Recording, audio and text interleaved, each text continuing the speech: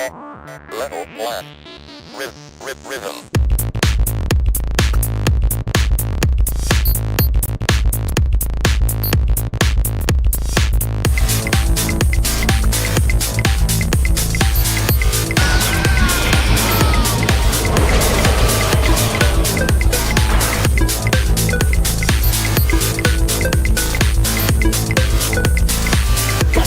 I'm gonna make it last. I give it to you right, girl, whenever you want. So come on, girl, let me take you to another world. You're the one that I love, it ain't no other girl. Cry for you, cry for you. This is what I can't deny. Die for you, cry for you. Please don't say goodbye. Die for you, cry for you. This is what I can't deny. Die for you, cry for you. Please don't say goodbye. 1, 2, 3, 4. Never say goodbye, I'ma die with you. I hate it when you sigh, cause I cry with you. See, I never say goodbye, I'ma die with you. I hate it when you sigh, cause I cry with you. Say it. Beep, tick 4. Woo!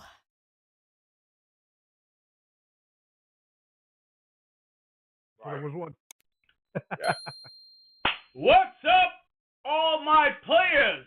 Welcome once again. My name is Torrance Hudson, also known as Hudzio, aka the Ironheart of Xbox, aka the Old School Gamer, and welcome once again to another episode of Gaming Trouble. This is episode 24. Can you believe it? 24 episodes. We're rocking and rolling, man. This is crazy. Oh, man. So, we have some amazing things to talk about. What an awesome show. We want to keep you all entertained.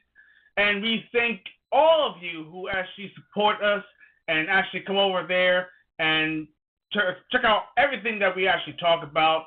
But first, I do want to talk about my awesome panel. My co-hosts.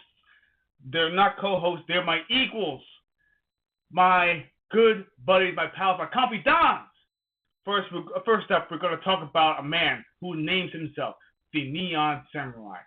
He is guaranteed to put you in the chokehold and make you tap out. He is all about the action and stealth games. He loves that action RPGs as well. But he's also my sublime brother of another mother. My man, Tony San Miguel. What's up, players? Tonight's going to be a fun one. Speaking of JRPG cred, I think I got mine back. I'm the furthest I've ever been in Final Fantasy VII, like ever. I think I'm actually going to finish it this time. So, anyway, moving on. Today's going to be a great show. A lot of nostalgia, a lot of shared experiences. Hopefully you share yours. We can have a lot of fun, just like Friday. Let's keep it going. The host with the most. Thank you, Torrance. Indeed. And also, we're going to talk about Mr. Ladies Man, the one who's all about the fighting game genre. He is the overachiever, the master of achievements. He is also an awesome cosplayer. He is all about cosplay and collectibles. He loves the collectibles. My man, Johnny Elisea. What's going on, players? I hope all of you had a great weekend, and I'm ready to talk about our favorite arcades back in the days, from the 80s, the 90s, the early 2000s, and especially now, because there are still arcades out there.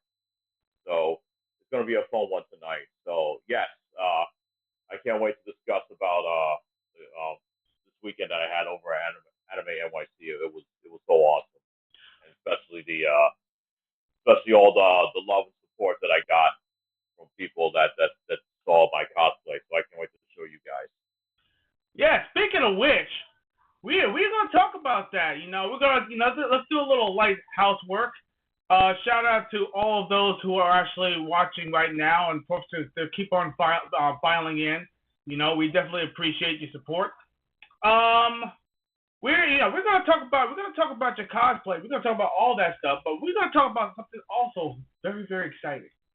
We actually have our first sponsorship. Someone who actually a group that actually believes in us, and I have a feeling that we're gonna have a great partnership. And I cannot wait to know more about them, and also their amazing products.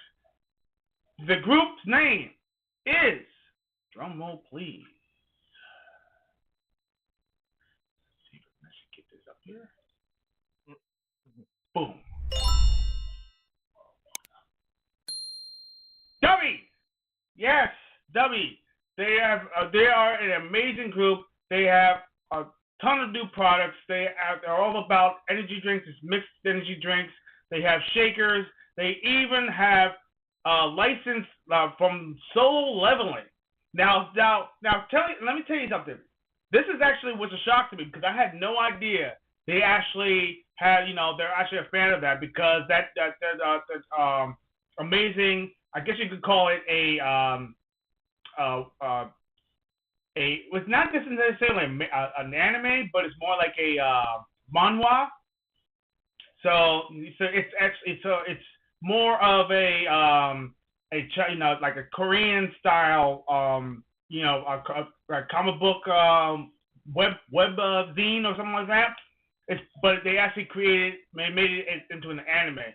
And if you have not seen Solo Leveling, what are you doing? You gotta watch it. Watch it from beginning to end. That's at the end of the season 2. I think season 3 is on its way. Oh my gosh, it's gripping. It's awesome. It's like a guy who's like completely OP, but the beginning. Fasten your seatbelts. Fasten your seatbelts. Let me tell you something. It's gonna make you cringe. I hope you can stomach it, because it's going to be like, oh my God. So, watch it. You're going to love it, and then you're going to appreciate what happens later on. But, getting off of that, W has some amazing products. They're actually going to be sending me some free products to actually try out also at the end of the week. So, I'm going to tell you more details about that. And, of course, I will also share with you guys, and I think some great discounts as well through them. But that's at a later time. So thank you very much, W, for believing in us, and we won't let you down, and I'm pretty sure you won't let us down. So, moving on. W, I love you. Yes. we love you. We love you. Thank you. Energy drinks and anime, I'm all in. I'm sold. You guys want me to do videos at the gym promoting the drink? You got it. You want reviews? Yeah, exactly. Yes. I'm your Huckleberry. We are going to ride hard with you. You ride hard with us, we are going to ride hard with you, Paul. So listen, the thing is, hold on before you go. Tony and I, I heard that. We go to the gym, and we also we train in martial arts. So, and plus we're into anime. So this product is definitely for us, for sure. All right, awesome, man. So once again, we're gonna know more about this on Friday. So once again, thank you guys. Thank you for the fellows over at W. We actually appreciate it, and I cannot wait to try all of your products. I mean, I'm all in it for it. So, but I bet they got nice gear too, dude. Oh yeah, they have. Oh yeah, of course. I'm pretty sure of it. But check out, see if they got tank tops or something. Hey, listen. You know what? Whatever they have, I will rock it. I will rock it out. So. Yeah, buddy. So in the meantime, let's talk about Johnny's adventures at Anime Con. Anime NYC. Anime NYC. Okay. I want to correct. Yeah. Absolutely. And there's a lot of anime cons. Let me tell you something. I'm very sure. I'm jelly. I'm a little jelly. Because there was a lot of amazing costumes that was going on over there. And I miss all that stuff. I'm all about the anime. Cosplay. Cosplay. I love cosplay. So, I never really dabbed in it. But maybe one of these days I will, just for the hell of it. Maybe we'll do it. Hey, I tell you what. Put some ones in the chat if you want us to do a cosplay episode, just for the heck of it, just for shits and giggles. Pardon my language. But you know what? Let's do we could do a one that we all dressed up and everything as our favorite character or whatever, and just kind of just showed up and and do a whole entire episode in our gear. That would be fun. I think that would be fun. But yo, Dorian. Dorian, what's up? Hey, Dorian. Oh, see, Dorian said What's going on, dude? He wants us to do it. Of course he does. Hey, no. Listen, you know what? I'm all about the fun. So if I will do it. If everybody wants us to do it, I will definitely do it. I will dress up as a character, and we will have a whole entire episode doing that. You know how much I miss Halloween parties as a kid and dressing up? I would love to do this. I gotta do this sooner or later. As a matter I of miss fact, that feeling. I've been telling you to do some of the Yakuza characters, and I'm still waiting on you to do this. And especially you actually wanted to do a Dante one, and I say, hey, I'm down to do this with you, but yeah, for some reason you just haven't found Dante, Snake, those are plans of mine, and yeah. Well, you know what? Yeah, we'll definitely do that. If we get enough people to actually say yes, we'll probably do one in October. October's going to be a fun. I got my too. Snake Eye patch right here. Oh, see, look at that. Whatever. Okay. Oh, you know what you can also be? You could be Snake Plissken. Yeah. That'll get everybody. Oh, I do that in New York? Yeah, I'll do that in New York. Oh man. All right. So let's talk. Let's bring it over to Johnny, and Johnny can explain some amazing things that he actually did over at the Anime NYC, and I also got some nice little flash for everyone to see, so that he can explain each and every picture. So give me a second. I'm going to put that all together, and then we can go one by one. Boom.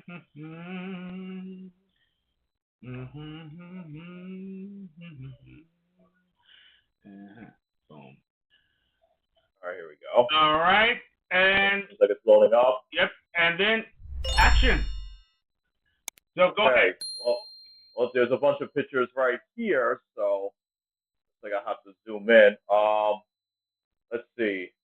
Wish there was a way you could put one picture out first, because all I can see is like all the pictures in one. Oh. So. Okay. I can. That's why that. Yeah, why don't you just do it just put one picture at a time for not all these pictures all scrambled up together like that. Oh, no problem. I'll do it on our side. I'll do it on our side. They got the flash and the thing. I'll do it on our side. We'll actually make it easy. Yeah. All right. No problem. Okay. All right. So let's start. It looks good. It looks good in the YouTube though. Yeah, in the YouTube. YouTube it looks great. Yeah, it looks great on YouTube. But...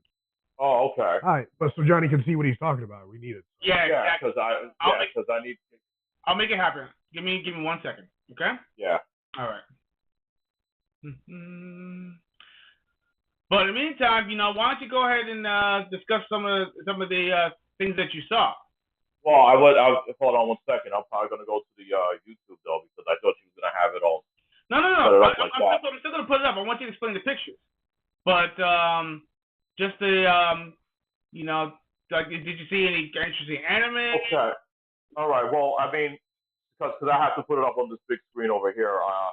The picture onto the upper left, though, I was dressed as Kenshiro, and my good buddy of mine, Kenho cosplay. He dressed up as T-Dog from Fatal Fury, Mark of the Wolves, and City of the Wolves, and plus he was in King of Fighters 11. No, he was also in 2003. So big props to him for doing that T-Dog. And on the top right there, with my Kenshiro cosplay with that fine gentleman, is Lex Lang. He is the voiceover. He is the voice of Kenshiro for the original Fist of North Star TV series. He only did 36 episodes because unfortunately they didn't dub the rest of the 152 episodes. They only dubbed it for 36 episodes, and I asked him why did they only bring only 36 episodes here in the States? But he told me that he didn't get a full answer about that. So wow, that was I wasn't getting a full answer of that. But it would be nice to see if you put. I want you to put full screens of my on the pictures that I had on Twitter that I put. Oh, yeah. Of my Joe Musashi, and he also, and Lex Lang did sign my my collection of Fist of North Star, the TV series. He signed that, and so did Sandy Fox, who also did the voice of Lynn in that TV series as well. All right, I'll make that happen. So you can actually see a bigger screen. Yeah, because I'm looking at this on YouTube right now. It's and then because I'm trying to see if I can make the best of it though. But it was a nice retro shop though that they had over there. They actually had Mega Man on Game Gear, which is a very rare game to find. And these guys were crazy. They were selling the copy of that for like $329. Oh, so I said, yeah, you told me about that. I said, what? yeah, I said, hell to the no. Unless it's like a complete in box with the box and the instructions and everything, sure, I can see that. But just the cartridge itself, no way. And I just couldn't do it. And then I met some Dr. Robotnik cosplayers. The reason why I did this picture with all these guys is because I don't know if you guys are aware, but for Shinobi Art of Vengeance, there's going to be a Sega villain stage, and Dr. Eggman Robotnik is going to be one of the bosses. So I figure I do that. I do that right there. And my Joe Masashi cosplay.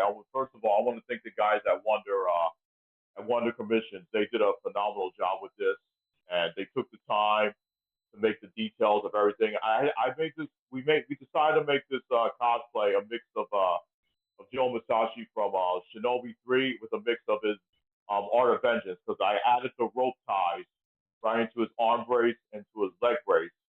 So I wanted a mix of everything, and then I got the kunais. I got the sword, and I had the black T-shirt underneath, because that's what he has in Art of Vengeance. So I had a mix of everything, and I had so many people stop me for pictures. And I actually made a bigger photos and poses screen for you, so that way you can see what the outfit looks like.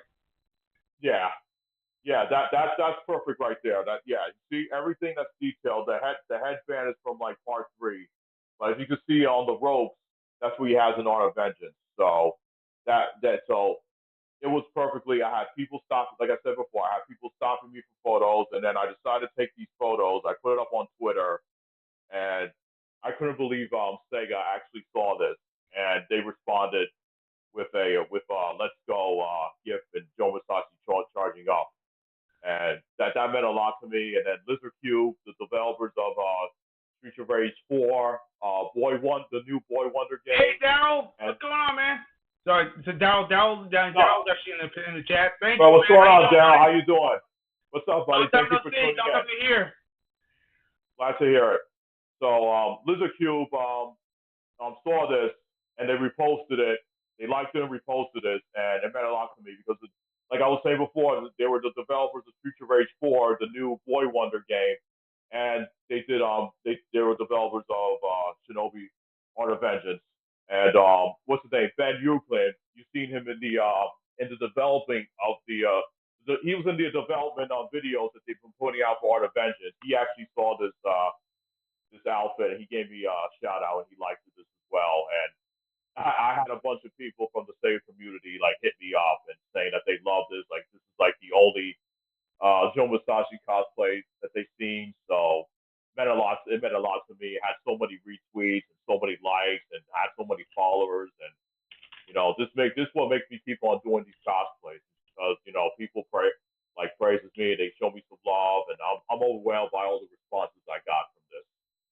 So I was truly honored. I always wanted to do a Joe Masashi cosplay, but now it was the perfect time to do it, especially that following week. The new game comes out. So, and people stopping me for photos and pictures and poses. And I actually did a video clip for one of the photographers. So I'm going to be showing that later on once he releases that. So. Wait. Yeah. This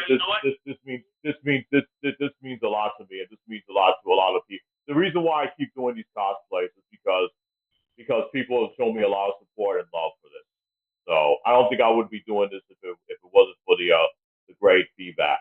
I enjoy it. I enjoy doing this. Yeah, and what's great about your cosplays is that you put a lot of love behind the characters as well, and also the character's history, which is actually the reason why it's actually so authentic. You don't just throw on a costume, a cosplay, and just willy nilly it. You know exactly what it's all about. So, exactly. Yeah. The thing is that when I do a cosplay, I want to make this the best it can be. I want to make this like very accurate, so people know exactly who the character is. and people to be like, oh, this cosplay just it feels like it just jumped right out of the game. So if there's a cosplay that I can't do on my own, I get the best teams. Like I have to thank God, the guys at Wonder Commissions for doing this for me, for taking the time for doing this, and then for me, I had to add the ropes. I added a little bit of the ropes and everything on there, and I added the sword, and it turned out great though. If you could go to the other photo that I showed you where I'm doing his stance. Oh yeah, I'll do that. I'll do that right now. Give me a second. Yeah, because that stance I wanted to make it like exactly the way it is in the game though. So, but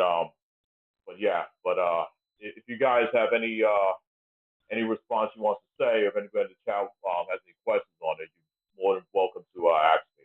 Well, I actually wanted to ask you. I mean, where are they located? Where the commission's located? They're over in Europe right now. They're in Europe. These guys are they're in Europe though. I usually probably overseas. Overseas I usually get it done though. So I always look for the best to do this stuff for me. But All right. So I'm actually putting up the other one where it shows you in the stance. So that way you can the one that he does in the game. Yes. Let's show that. All right. I'm gonna show you that right now. All right. Which one scored the most chicks? Bro. I think people want to know these answers, man. These are the questions people want to ask. Listen, I think you know the answer to that already. Listen, you know what? Joe's a married man, so I can relate to him. I can relate to Joe. Yeah. I mean, this one doesn't show like his legs there because I actually poses the way he does, like when he does his idle stance in Art of Vengeance. So I wanted to capture that, and then when people saw that, they were like blown away by that. So yeah, that's a little bit. They can see it right there. So you can see I did the stance like very perfectly, and had the kunai right on my hand right there. So I just want to make sure that I get all the stances right. So the way it is. So I know everybody's hyped for this game, and so it's like I said before, it's just the overwhelming response I had on Twitter, and everybody's saying like this is my best cosplay I've done. So some people even said that this is the best cosplay I have done yet. So wow, that's a big compliment. That's a big compliment, man. It is because I've done so many great cosplays. Like my Guyver 3 cosplay. Won third place at the Urban Action Showcase Film Festival. So, and I also won a second place with the Shao Kahn cosplay I've done. But I'm definitely gonna go as Joe Musashi again later this year. There's actually gonna be some events I'm gonna be going to this year, which I'll discuss at a later date. And as you can see right now, the likes are still coming on Twitter and the retweets. Oh yeah, I mean, you're blowing up, man. I mean, your cosplay is the most authentic I've ever seen, and you know what? I give you the highest props because when I saw your cosplay, I was blown away. I mean, you done some great cosplay before, but dude, this one right here is like top tier. It's top tier, and and I actually appreciate whoever actually did this, the fine details on that. My gosh, and penny well spent. Let's just put it that way. It was definitely worth it. This is definitely worth it because I'm a Shinobi fan. Like I said, this is what I always wanted to do. But however, I was a little disappointed. You want to know why I was disappointed over when I went to Anime NYC? Okay, what happened? You want to know why? Yeah. You guys? Okay.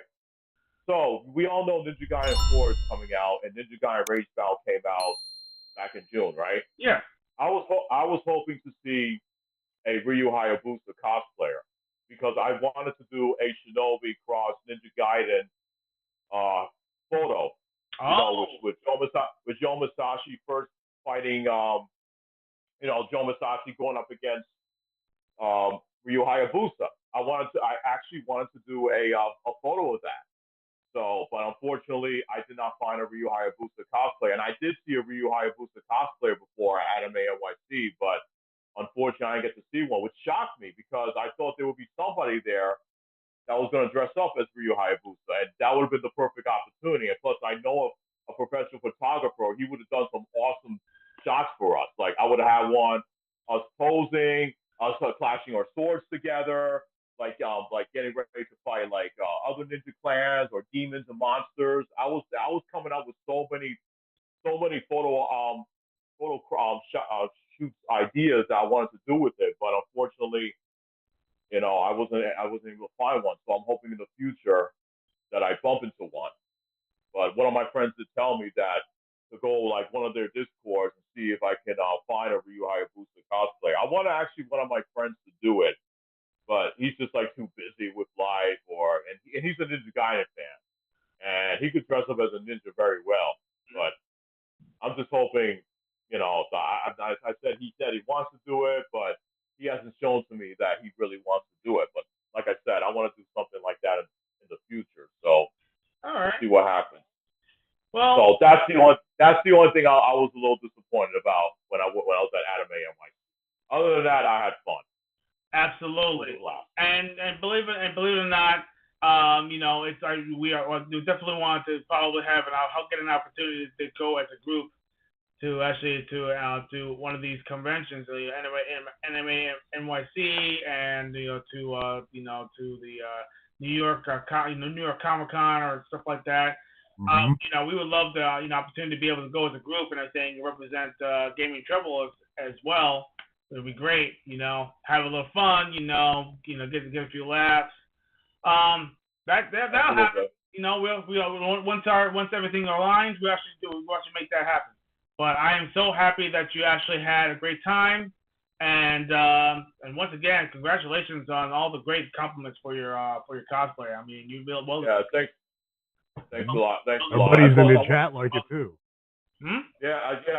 Our buddies in the chat like your. Yep. I really do appreciate it. And like I said, there's a couple. I want to give a shit. Like I said, with the shout outs, I want to give a shout out to Sega. It's hard to catch their attention nowadays with all these companies with their cosplay, because it really is.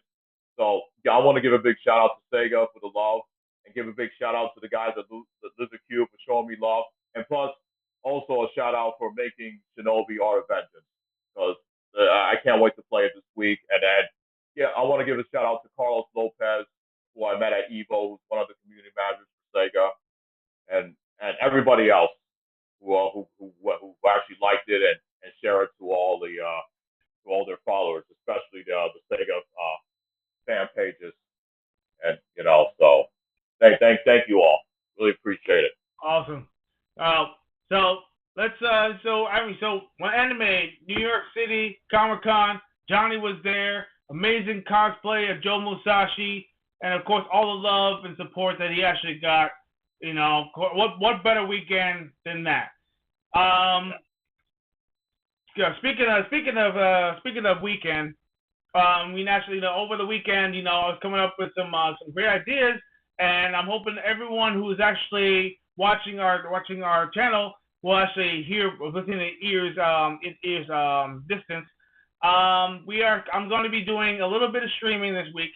This is actually more like a test run, but actually a big one, because Shinobi is coming out later this week, and I'm actually going to be playing some Shinobi games to kind of represent everything Shinobi, and of course gotta give Sega some love, because that's what I do.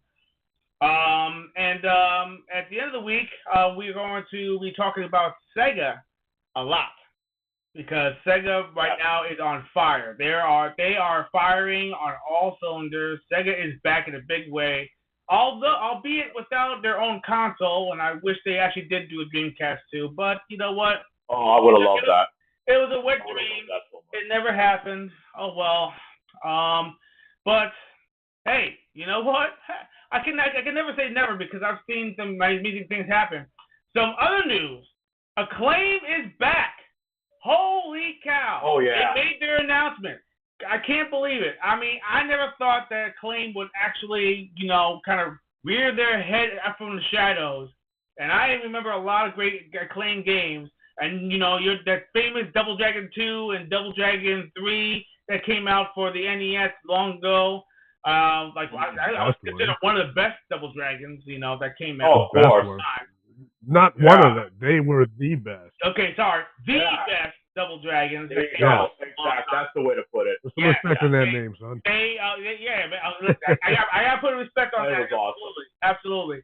Because man, when they put out Double Dragon 2 is what, like, literally, it just, Double Dragon Mania began right there.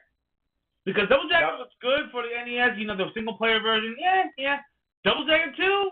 Nah, bro. That right there was the definitive version of Double Dragon 2. The arcade version was okay too, because it was arcade. Yeah. Right? And we're gonna talk all about the arcade, trust me. But hey, we gotta give props to Acclaim for doing that. They brought some amazing great games home. Every time we played Double Dragon 2. Oh. Yeah. Oh, after I had that television with the Nintendo and 2 controllers waiting there. Yeah, and plus, I want to get don't forget our Claim. They're the ones who brought us some awesome games like Wizards of Warriors, Iron Sword, Arch Rivals, Work. Yep. Mm-hmm. Yeah, Narc. And even the Bigfoot game was pretty good. Yes. Yeah, Bigfoot. Was Wizards and Warriors the first game with fall damage? Yes. That's right. It was. I think it was. It was one of the first games with fall damage. That's right. So you didn't flat out die, but you know what I mean. Like most games back then, you die or nothing would happen. Oh my God. It's The first game was the first game, and then the second game was Iron Sword, which is the Warriors 2, and then Bad Dudes. Oh, Bad Dudes. Well, that was. No. That's Data East. And Dorian mentioned Bad Dudes. That was Data East. That's Data East, dude. Then there was Wizards of Warriors 3. So that was these games were like tough, but they were fun. That trilogy was awesome. Yeah. So. And you know what? I mean, not only that, Acclaim actually had some amazing controllers. They had the first wireless dual controller. Yes. You had to make sure you aimed at the little box thing. Yeah, there was like a little box that you had to make sure you aim at that, otherwise. No good. No bueno. Oh, gotcha. Exactly. Because you get out of that box. It's very direct to the receiver. Okay. Yeah. That's right. Yeah. It was receiver sensitive. It wasn't the greatest received, but at least it was a good. I give him an A for effort. What are the games? There's some other great games that got that Acclaim. Oh, dude. Acclaim has some awesome games. Remember they had some of the Marvel games in there. Oh, that's right. Oh, right. Forgot about that. Let's talk about Spider-Man and Venom, Maximum Carnage. That's right. Daddy. Yeah. Spider-Man the animated series. That's right. And then they pioneered a lot of sports games too, from what I remember. Which one? NBA Jam. Oh, that's right, NBA Jam. Wait. Oh, you can't forget about NBA Jam. You can't forget about the Mortal Kombat home system. Wait. Did I forget one? Did I forget about someone? How about was it Turok and I think the Acclaim game too? Oh yes, sir. There was the Turok game. Yeah, Turok. Yeah, Turok. Can't forget about Turok. That's Turok 2. Yeah. Yeah. I can't believe I forgot about Turok. Acclaim. I didn't forget about Turok 2. I was waiting until we get up to the N64 era though. There was Turok 3 as well. That was a good one. That's right. Yep. Listen, Acclaim actually made their announcement. They made their announcement. They are officially back. They are actually right now in the stages of actually going back into their backlog and working on trying to re-release licenses that actually they own, not the ones that they actually had to license out. So they're going to go into games that they created that was built them where they are. So you're gonna definitely see probably a Wizard of Warriors. You're definitely gonna probably see a release of Iron Sword. Bring me Wizard of Warriors, man. Bring me all those games. Bring me Quark, man. Bring the little dude back. That was for the Game Boy, wasn't it? Quark was for the Game Boy. Yeah. Yes, sir. Oh my gosh. Yes. That game was fun as hell, man. And he was part of the they had the power team. Of course, everybody knows the power should know the power team. That's right. Video Power was powered by Acclaim. That's where most of the funding came from. was from Acclaim. Yep. So Right. you know, so if everybody's familiar with the Johnny Arcade. Exactly. And here's another thing though. Even though our claim had their hiccups though, they had a couple misses. You had Batman Forever. I hate to mention The Crow. And there was one game that I liked though, was very underrated. It was called Iron Man Exo Man of War that came out on the Saturn and the PlayStation 1. That was a really good game, but it was hard. That game had some of the best music. Oh my god, the music in that game was phenomenal. I want to play that game again. I already rented that game once, and I couldn't believe I didn't get a chance to try to rent it again to see that as a beater. But I love that game. This was like before Iron Man blew up in the late 2000s though. But this is the time when Iron Man had his cartoon. I was already aware. And plus the appearance of the Avengers and from the Exo Men of War comics. Oh man, what a great game that was. And what's cool about that game is that you can actually not only shoot forward, but you can shoot into the background. Which is so awesome. You can shoot the buildings, blow them up and everything, and they crumble and all that stuff. Oh gosh, man. Oh man, what a great game. What an amazing game. Listen, if you guys, I know all about nostalgia, and nostalgia is a hell of a drug. We're talking about it surely is. If you can get your hands on the Sega Saturn port of Iron Man Exo Man of War, you will have the most excellent fun in your entire life. Music is phenomenal. Rocking, the freaking metal music is absolutely amazing. The action is non-stop, and it's hard. It's unforgiving. The game is very unforgiving. So so you gotta be on your toes and everything, and there are some cheap hits and stuff like that, but definitely worth it. It's almost on the same level as RoboCop versus Terminator. Let's just when it comes a little bit of the way, When it comes to a little bit of the way, but if you guys have a Saturn or a PlayStation 1, do check out this game. Absolutely. All right, so let's get into the nitty gritty, shall we? Let's talk about Let's talk about the most amazing era in the entire industry. This is what built the industry. People don't realize that. Atari 2600, everybody knows about home systems, but there was no home system without the arcade. The sounds of the quarters, the sounds of everyone yelling and screaming and having a good time, the demo screens and everything in the background. You have your the screams and your everything, just sensor overload. The best time in the world, and we are going to talk about it right now, ladies and gentlemen.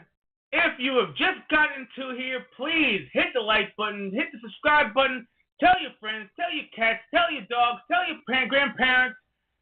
Tell your cousin everything that usually you can invite once a year. Tell everybody. Just tell everybody. Come on in and have a good time and join the fun. So let's talk about this.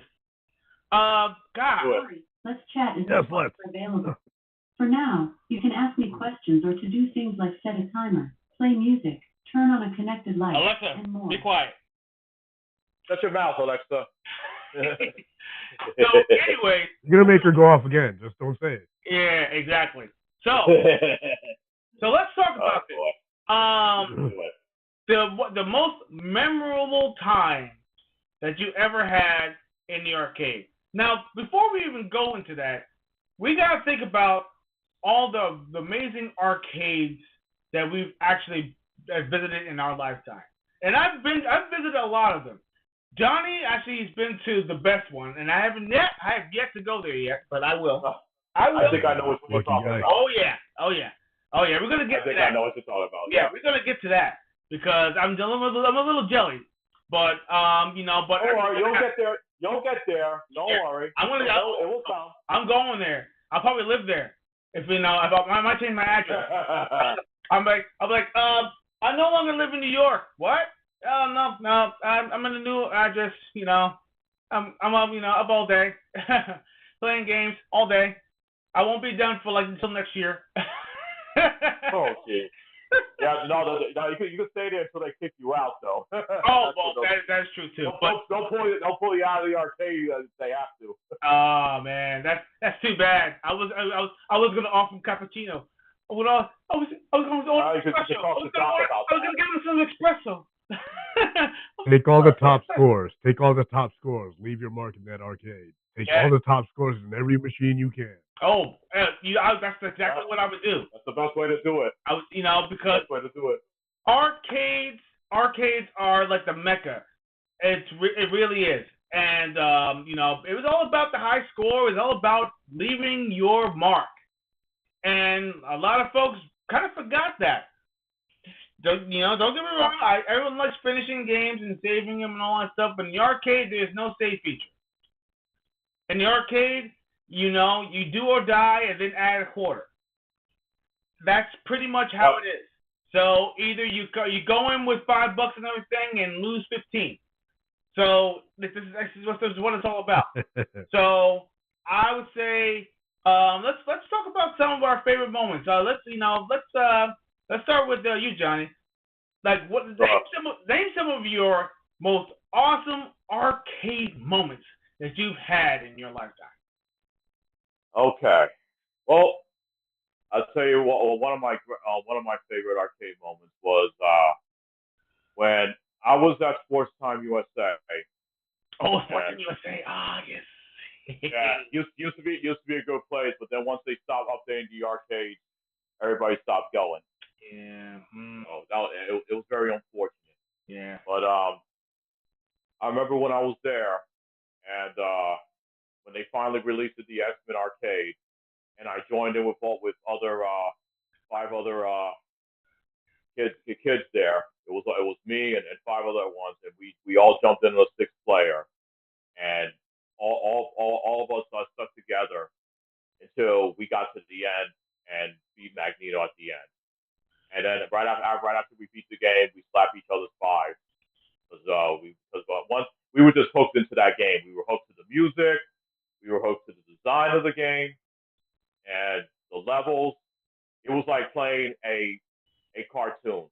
That's pretty much what it is, because we were all of us, we were blown away of the voices that they had in this game, and the music was just like top notch. So that game will always hold dear to my heart, and I made a lot of friends over that game, and hoping I would see them again the next time I come back to the arcade.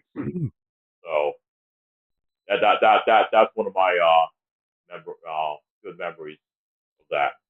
And other one was obviously Teenage Mutant Ninja Turtles. That one blew me away as a kid, because I was a turtle fan. I was a turtle lover back then. I'm not ashamed to admit that. And that game right there is like, I was hoping like there would be some way I could play that game at home.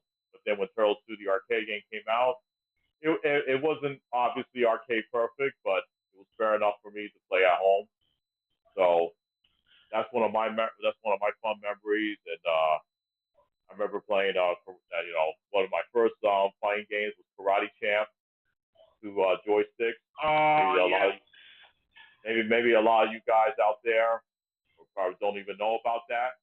But if you want to see how the game plays, go watch the movie Bloodsport with Jean-Claude Van Damme. Him and his character Frank Dukes and Ray Jackson, they get a little game going. And then right after that, Tony and I think we talked about this before, that you could meet friends by just playing an arcade game together.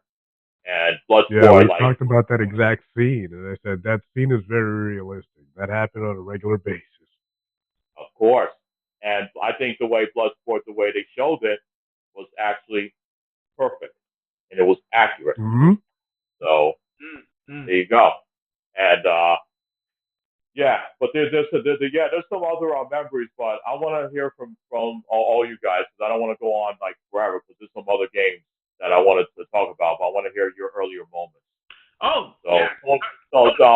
Tony, do you want to start? You want to go, Tony? Yeah, buddy.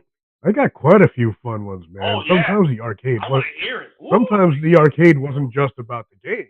I'm on My first experience was in the Poconos when I was a child on vacation, Pocono. and we played Pac-Man and Donkey Kong. I wasn't even tall enough to go on the play the machine.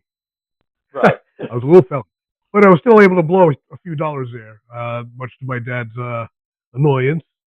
I must have blown at least $5 there. You know how much that was back then. I was like spending 50 now. Oh boy, yeah. Fast forward, Yep. yeah. Fast forward to that. My parents, they'd go down to Atlantic City on the weekends, right? And there was an arcade there, right in the Harris, for parents to drop off their kids. That's where I got addicted to Double Dragon. And I played that throughout the mid to late '80s. That's all I played. And Mike and Hammer, until Billy Lee and Jimmy. Yeah. Lee, Yep. Woo. Yep. The first and the second one. The third one I didn't get to play much because I got it by then. I got into Street Fighter 2. It was a wrap from there. We'd be there every weekend. My weekends from I'd say from 14 till I was about I feel like my early 20s was movies and the arcade every weekend. I practically lived there. I got to give a shout to the Rockaway Mall arcade, which is no longer there, but I love that place and the Willowbrook Mall Fun and Games. Those are my two haunts. And so spent most of the '90s hanging out in the arcades, right? Like I said, it wasn't just about the games. It was about the experience, and just hanging out with all your friends that you made in school or working at the mall or just in the arcade itself. You made a lot of new friends in that arcade, or at least you got intros to people. You're like, hey, I know them. All right, cool. We played together. We're friends now. That kind of thing. Yep. So yeah, throughout the '90s, that's what took up my time. Street Fighter and any Marvel versus Capcom type games with breaks Puzzle Bobble in between, which is my palette. Yes, Puzzle Bobble. Yeah. I love the Puzzle Bobble, music. yeah. It's so chill, especially when you get your ass kicked in Marvel versus Capcom 2, and you're pissed and you need a break. Go play around the Puzzle Bobble. You'll be alright. Yeah. And then, in Americas, they actually called it Bust a Move, which is kind of crazy. Yeah. It's Bust a Move 4, I think, over here. Yeah. And then fast forward after that, then we all got into Tekken Tag. Oh, of course. That's the machine we crowded around after all the Street Fighter stuff. We saw that we dug the 3D game, so we figured, hey, let's give this one a try. Holy shit, Tekken Tag was amazing. Because before that, I only played Tekken on the PlayStation at my friend's house. So we played on a gigantic screen with actual controls. It was so much fun. So that took up a lot of time, too. Sometimes we even missed a movie we were going to see because we were hanging out in the arcade playing. And then around that time, that era, so I'd say that was the early 2000s. Most places closed down, and I had nowhere to go but home on the consoles. And I've been stuck there ever since. But I dig it, man, because I'm still playing good games, and I'm still playing with my friends somewhat. So we good. All right. Wow. The best part is there's always something to play. Absolutely. Yes. So, that's pretty. Oh, you know what? let me add. Oh, go ahead. Let me add one last thing. I forgot to add back to it strengthened family relationships too, man. Me and my cousins beat Ninja Turtles and the X-Men. And then me and my sister beat pretty much like everything in Street Fighter together. So, boom. Yeah, like I said, it wasn't just about the games anymore. It was the entire experience, the atmosphere. We loved that stuff. I wish I could go back to that era. Oh, absolutely. That's why I love the dark rooms with the neon lights. Just because of all the time I spent in the arcade. The era is needed more than ever nowadays. Absolutely. I can agree. And I believe that we need to get back to that. And believe it or not, it is slowly getting back to that because I think I'm starting to see more and more people go outdoors than I have in a decade. I mean, I'm starting to see more and more people, like even the malls. The malls are starting to actually start to get more and more people, coming into the mall again. I was like, okay, did I step a decade back or something? It's happening. I hope so. Go back 30 years. We good. Oh yeah, absolutely. Come on. Oh, speaking of which, I want to go back to those days. Carrie Hoskins actually put something up on Twitter basically earlier today. She said she got a book signed. It was called 1999, and she was mentioning that everyone right now is hungering for the 90s because they never ever, no one in Gen Z experienced what we experienced. And every single time they see what was going on back then, they're like, wow, you were able to do that? Holy cow, what? It was like that? Oh my goodness. Them. Now people are hungry for it. They want it. They want it back. Yeah. They think we lived like dazed and confused in fast times. Some of that is true, but the real experience was so much better. It really is. It's just so needed. But I mean, let me talk about some of my experiences because believe it or not, my arcade roots go really, really deep. I mean, deep roots. Right. Okay, because growing up, I grew up in the arcade. Not necessarily in the arcade, but I grew up in the arcade era. The first game that I put my hands on was a game called Time Pilot. Time Pilot was a great, fantastic 1980s game. Came out, I believe it was made by Konami. Konami did that. Yeah, my mom was doing her, she usually gets her numbers and what have you. And I was like, she sat me down because she wanted to keep me quiet. So she sat me in front of an arcade, big high chair and stuff like that. And I'm surprised I even remember this because I was like 5 or something like that. And popped in a couple of quarters and said, here, So I was just fiddling around the thing, just pressing buttons. I didn't know what I was doing, and stuff like that. But the thing is that I was doing so good. Even the guy who actually owns the paper store was watching me. He's like, "Holy cow! Look at this kid go!" And I was like, and I guess that kind of embedded in me because I was like, "Oh, this is so exciting," And of course, that's natural. Yeah, I mean, yeah, there you go. It just grew on me, And then as I got older, I actually, I got some friends that were nearby. We went to a little pizzeria called McNuggets Pizzeria, which is no longer there, by the way. Rest in peace. Sorry. I want pizza too. But it's always a good place, right? Cool. But that was the first place that actually got a chance to play a game called Contra. Contra, was like one of those games. And let me tell you something. Contra was a weird game to me because side scrollers of that caliber was kind of weird. And there was a guy who used to go there every single time, right? Wanted to be the higher score. Finished the game in 1 quarter, 1 credit. And I got inspired because I was watching him and I was sitting there and I was watching him play and he was just going throughout the entire game. Of course, there's a couple of cheap deaths here and there, and it would have been more amazing if he didn't die at all. But okay, but further on, and he got to a partner thing at the end of the game, and it kind of freaked me out a little bit because it was a big gigantic alien, and the sky got dark, and you saw these aliens popping out of nowhere, and all he had was his shooter and stuff like that, and then the heart, and which is the last thing that you have to destroy, and I was like, what the heck, but it was so freaking cool. And then, every single time I went to the arcade, I played the game. I tried to finish the game in 1 quarter. I had that 1 quarter, pop it in, play a game, did until I died, everything, and then that'll be it. Then one day, there was that one day, I actually finally finished the game with 1 credit. I finished the game completely in 1 credit, and I was so proud of myself. I was happy. Then they took the game away. The game was gone. Obviously, the game had to get swapped. But it got swapped with a better game. And the game was Double Dragon. Double Dragon. Double Dragon was in there. Here's the thing. Yes. And and my friend Sean, we actually went over there and we would play the 2-player game of Double Dragon and play it like almost every single time we went into the arcade. It was awesome. And of course, there's some other games that kind of throw in there. Like Rolling Thunder was on the other side of that one because they actually had more than one arcade. They had like 3, I think it was, 3 arcade machines in there. And a jukebox. And the jukebox would have one song. And this song Everyone knows what it is from Bon Jovi. Living on a Prayer. Living on a Prayer was playing there, and I was rocking out to that game, and I was having a good freaking time playing freaking arcade music. You want to talk about the arcade era? That is pure arcade era stuff right there. Music, peak, baby, peak. Playing yes, it is. It really was. That's you can't emulate that.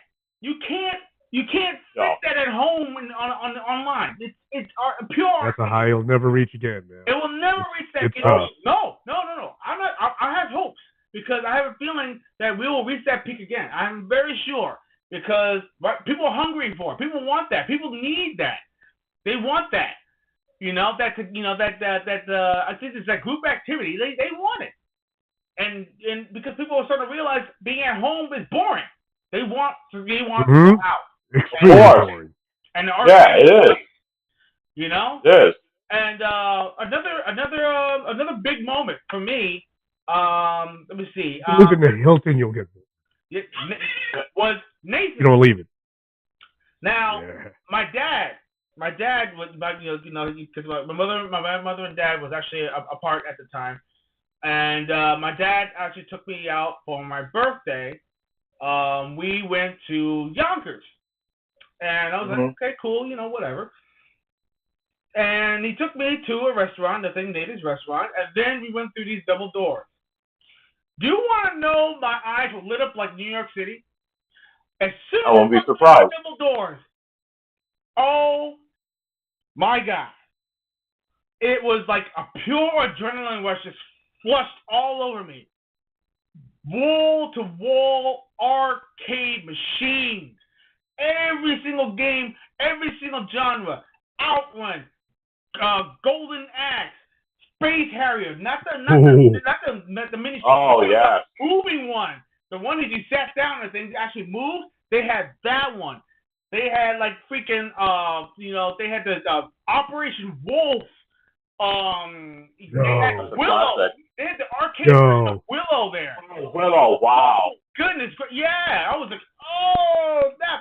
And they had the OG Street Fighter with the big gigantic buttons, the ones that you have to hit the hardest and stuff like that. They had that one. Mm-hmm. That was the rarest one. You won't see that anymore. That one, that original one, that right there, you will not see that anymore because in most arcades it's so hard to fix, and I don't think they'll ever bring that back, and I hope they do. But the harder you hit the button, the harder punches and kicks were, and that's how cool it was. My God, man, it was just like I was like a kid in the candy store.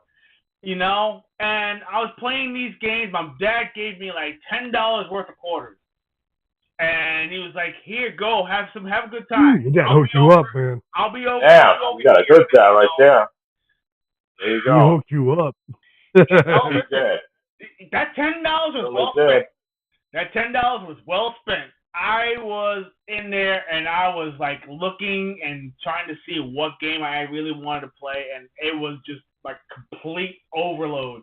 All the sounds and everything in my ears, playing freaking that Punch Out. They had freaking they had the Play Choice 10 one over there with like NES games in there and stuff like that, and dude. Oh, I miss those days, man. Nathan, arcade, I miss you so badly. I wish you'd never gone away. Oh, dude, I miss Nathan so much. Every time I pass by, over Central Avenue, I pass by the small Nathan's CVS, it just brings a little tear to my eye. That's our history, man. That's our video game history, bro. It really is. You wanna? I bet you've all dealt with this. Everybody who's ever played in the arcade has ever dealt with this. You ever stick your quarter in, you're thinking you're gonna have a good game, and the control's broken. Oh my! And you just lose that quarter. Yeah, of course. Oh, you get so disappointed, man. Let's talk about it. Oh, broken controllers.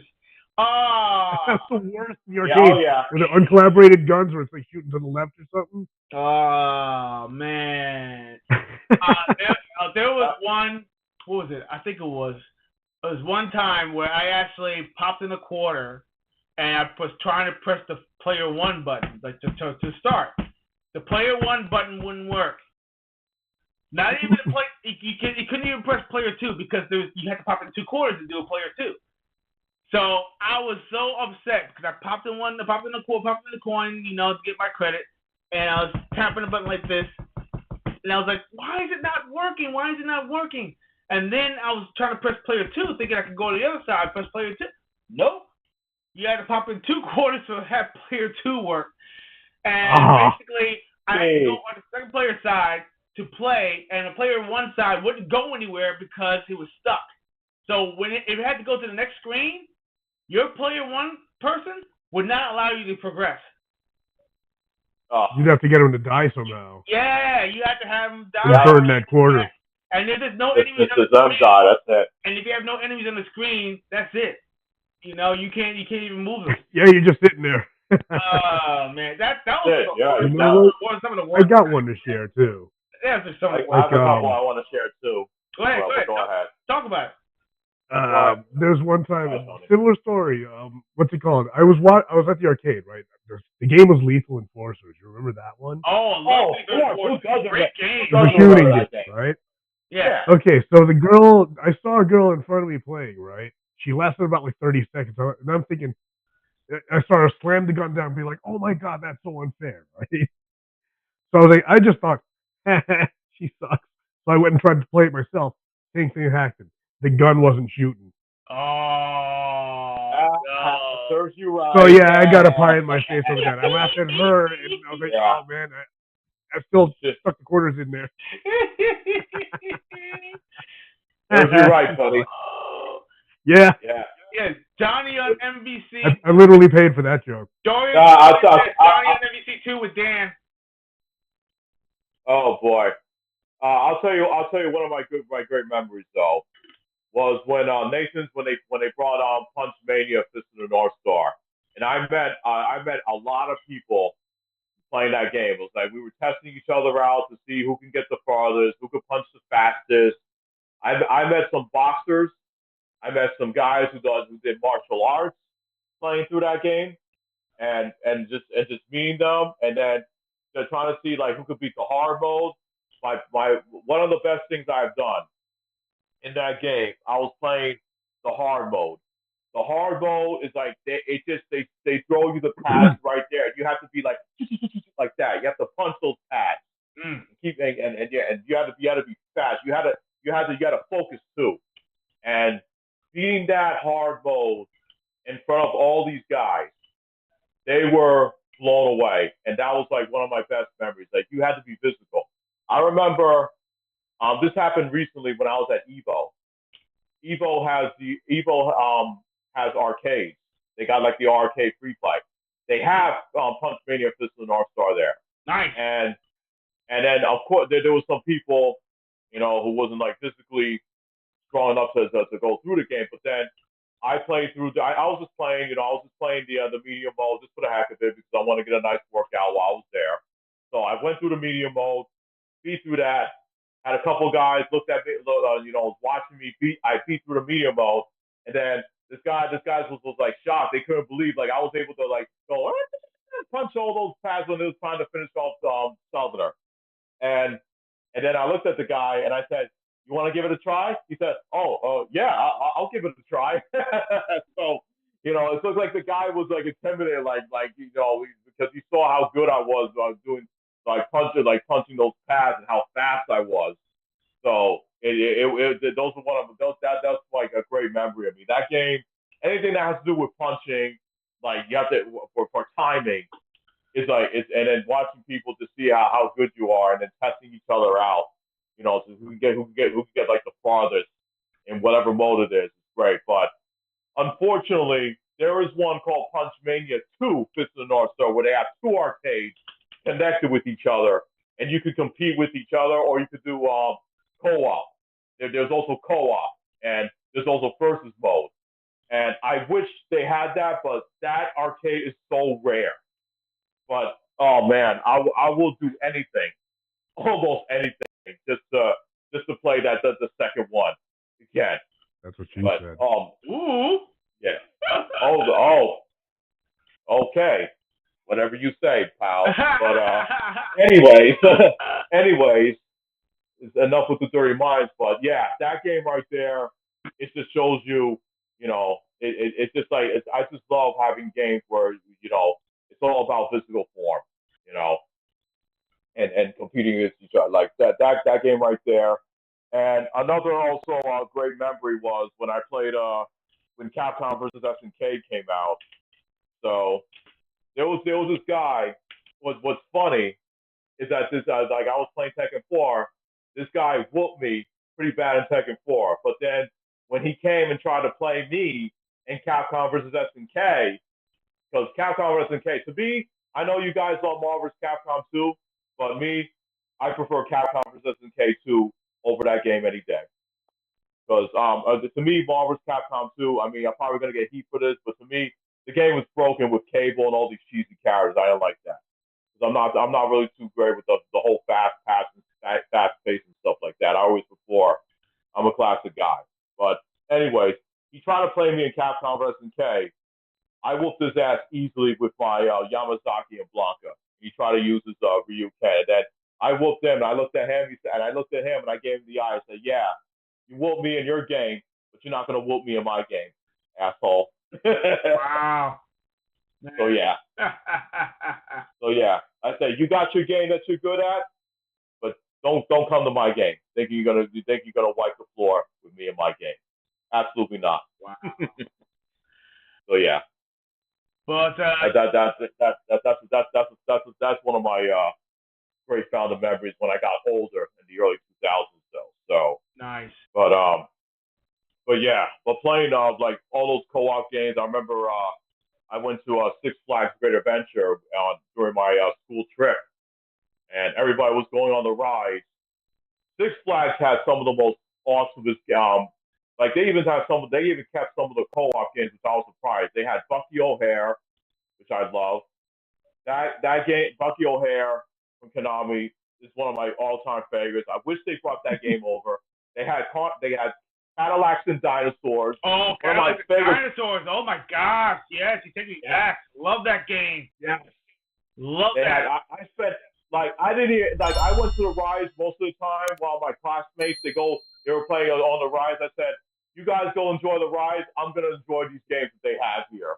Because I was surprised that they had all these games. They had Turtles in Time, they had Cadillacs and Dinosaurs, they had Final Fight, Captain Commando, they had Strider.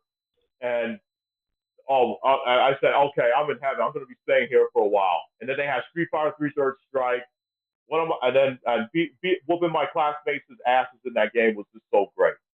So, and then I was playing with some of the young kids over there because they wanted to play Bucky O'Hare. So I had fun with them. We got a little bit further. We didn't play that. They had Battletoads on the arcade.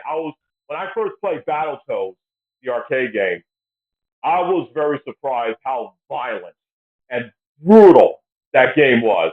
Like, it blew me away. Like, I remember when you fought the first boss, General Slaughter, and then the more times you kick his ass out of the spaceship, and then you get to see his face on top of the screen. You get to see like he's all bruised up, and you kick him again, and you see he's more bloodied up, and he's coming back. He wants to try to kick your ass, and then right after that, after you beat him, then he's brutally battered, and he doesn't want no part of you anymore. Like, I was surprised how brutal that game was, and I said, damn, I wish they brought this game to the home system, but we didn't get that until Rare Replay came out on the 360. Oh, no, yeah. No, it was Xbox One. I love that version of Battletoads, and a lot of people were like, oh, why? Because number one, it's 3 players simultaneous. You actually play Rash, Pimple, and Zitz.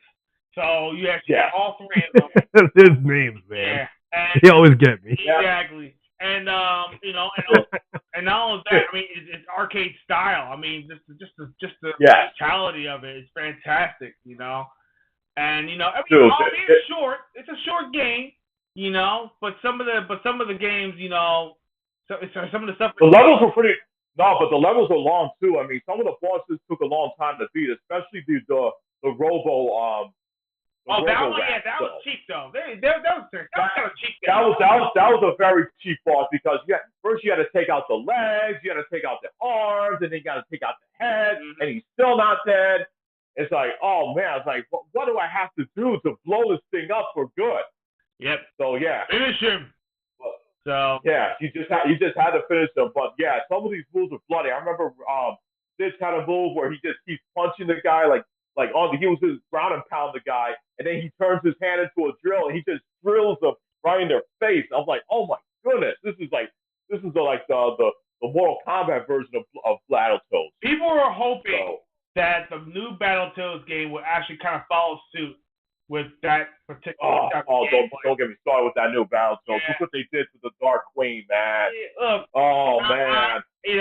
I get it. I get they were trying to make it more stylized, and I guess people just really didn't like that, And where's the online co-op? There was no online co-op for that game. Yeah, if they would have added online co-op, then I would have given them a little bit more forgiveness. But there's no damn way how in this era that you would not actually even throw in a online multiplayer. People were expecting that. People were like looking for that.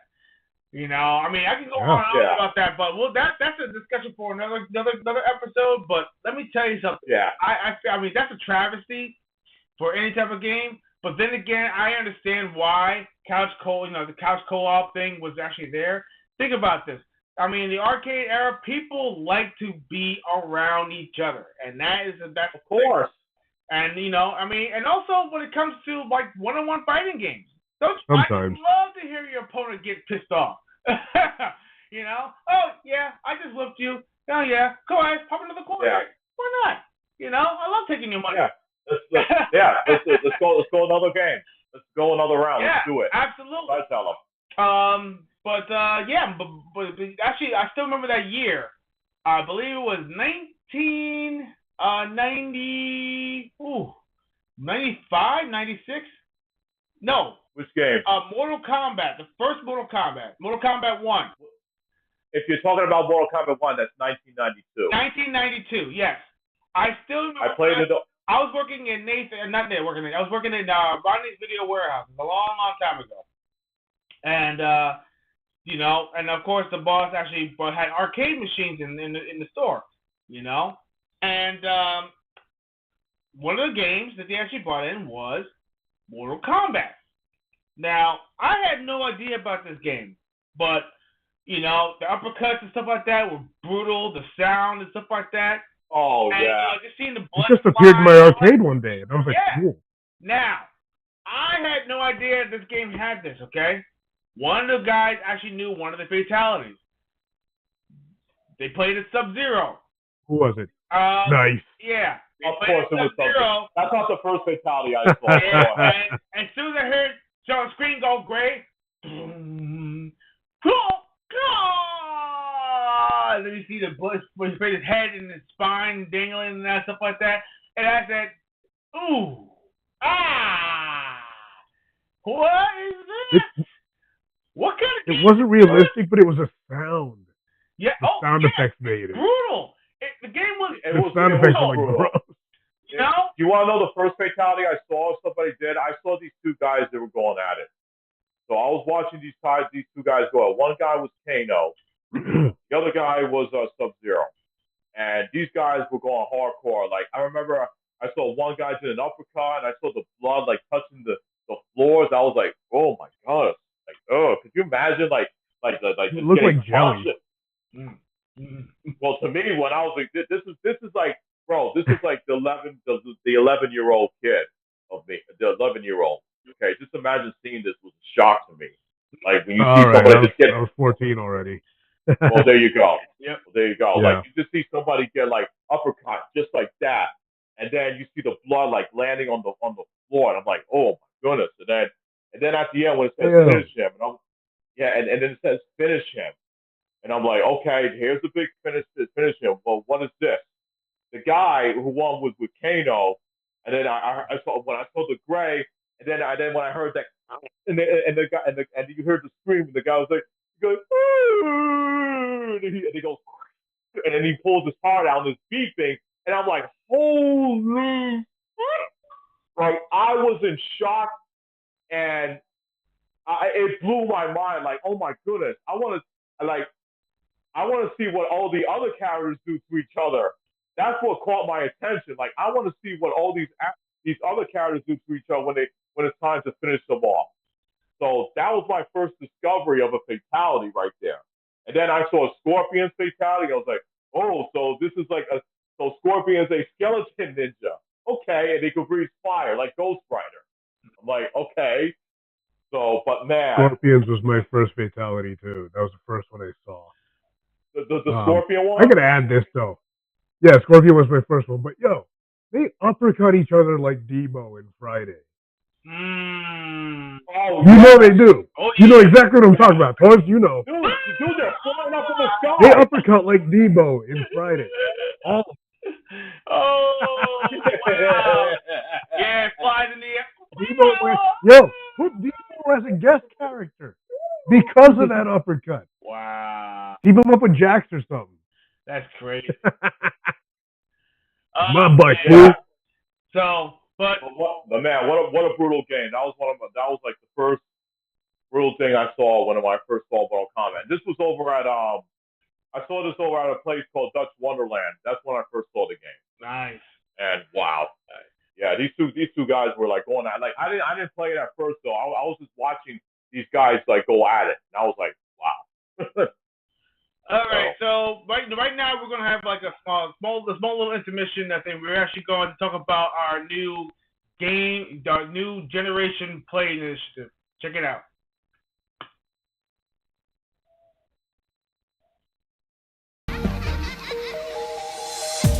Gamers play games. Players change the game. It's time to evolve. To move from passive consumption to active creation. To stop being labeled and start being legendary. You're not just a gamer, you're a player.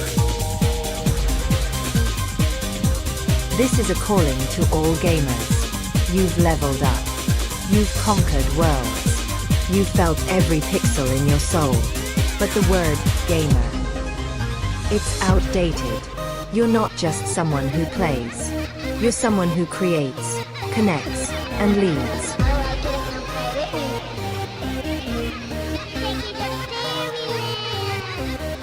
You don't just play games. You live them. You shape them. You are the game. It's time to stop being a gamer and start being a player.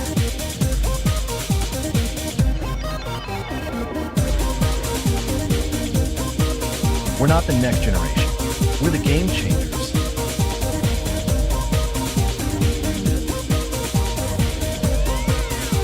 Play is our power. Culture is our canvas. We don't just level up. We rewrite the code. Born with controllers. Built to take control. This isn't a hobby. It's a movement. We are Generation Play. Get on the level.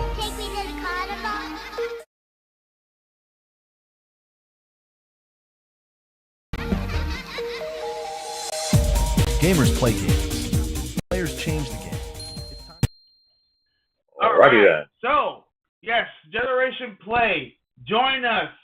We actually do have a great merch that that's available right now. You can actually go to our Game and Trouble website on Redbubble. You can pick up any merch that you like, t-shirts, hats, what have you. This awesome little background that you have right there. We have it on the 4 t-shirt and everything. It shows up in manga style. So that's pretty cool. So you guys can check that out too. We have all different sizes, whatever you like and everything. The delivery is actually good. It's good to go. I'm trying to see, if I can actually try to get more discounts. So that way some of our guests could be able to get a discount on there. But we're working on that. But other than that, check it out and support us. Wear our gear and tell everyone about Gaming Trouble. So, the arcade era. There's actually a lot of new games that are actually starting to show up I didn't even realize were actually even real. I believe so you guys were talking about you played Rambo and some movie-like games came out too. Oh. So I love that Rambo. I can't find it anymore. Oh, dude, Rambo game. Tony, You can't Tony, find it anywhere. dude, Tony and I, we played that game, and we were blown away. We said to ourselves that, okay, Tony, we didn't get to finish it, but next time we will finish this game. So I think we went back to Dave and Buster's. I don't know how many months later on it was, but we went back to it, and it wasn't there anymore, and we were so pissed. We wanted to finish. We wanted to. It covered all three movies, man. Yeah. Like we got to the part. We even passed the part with the helicopter fight.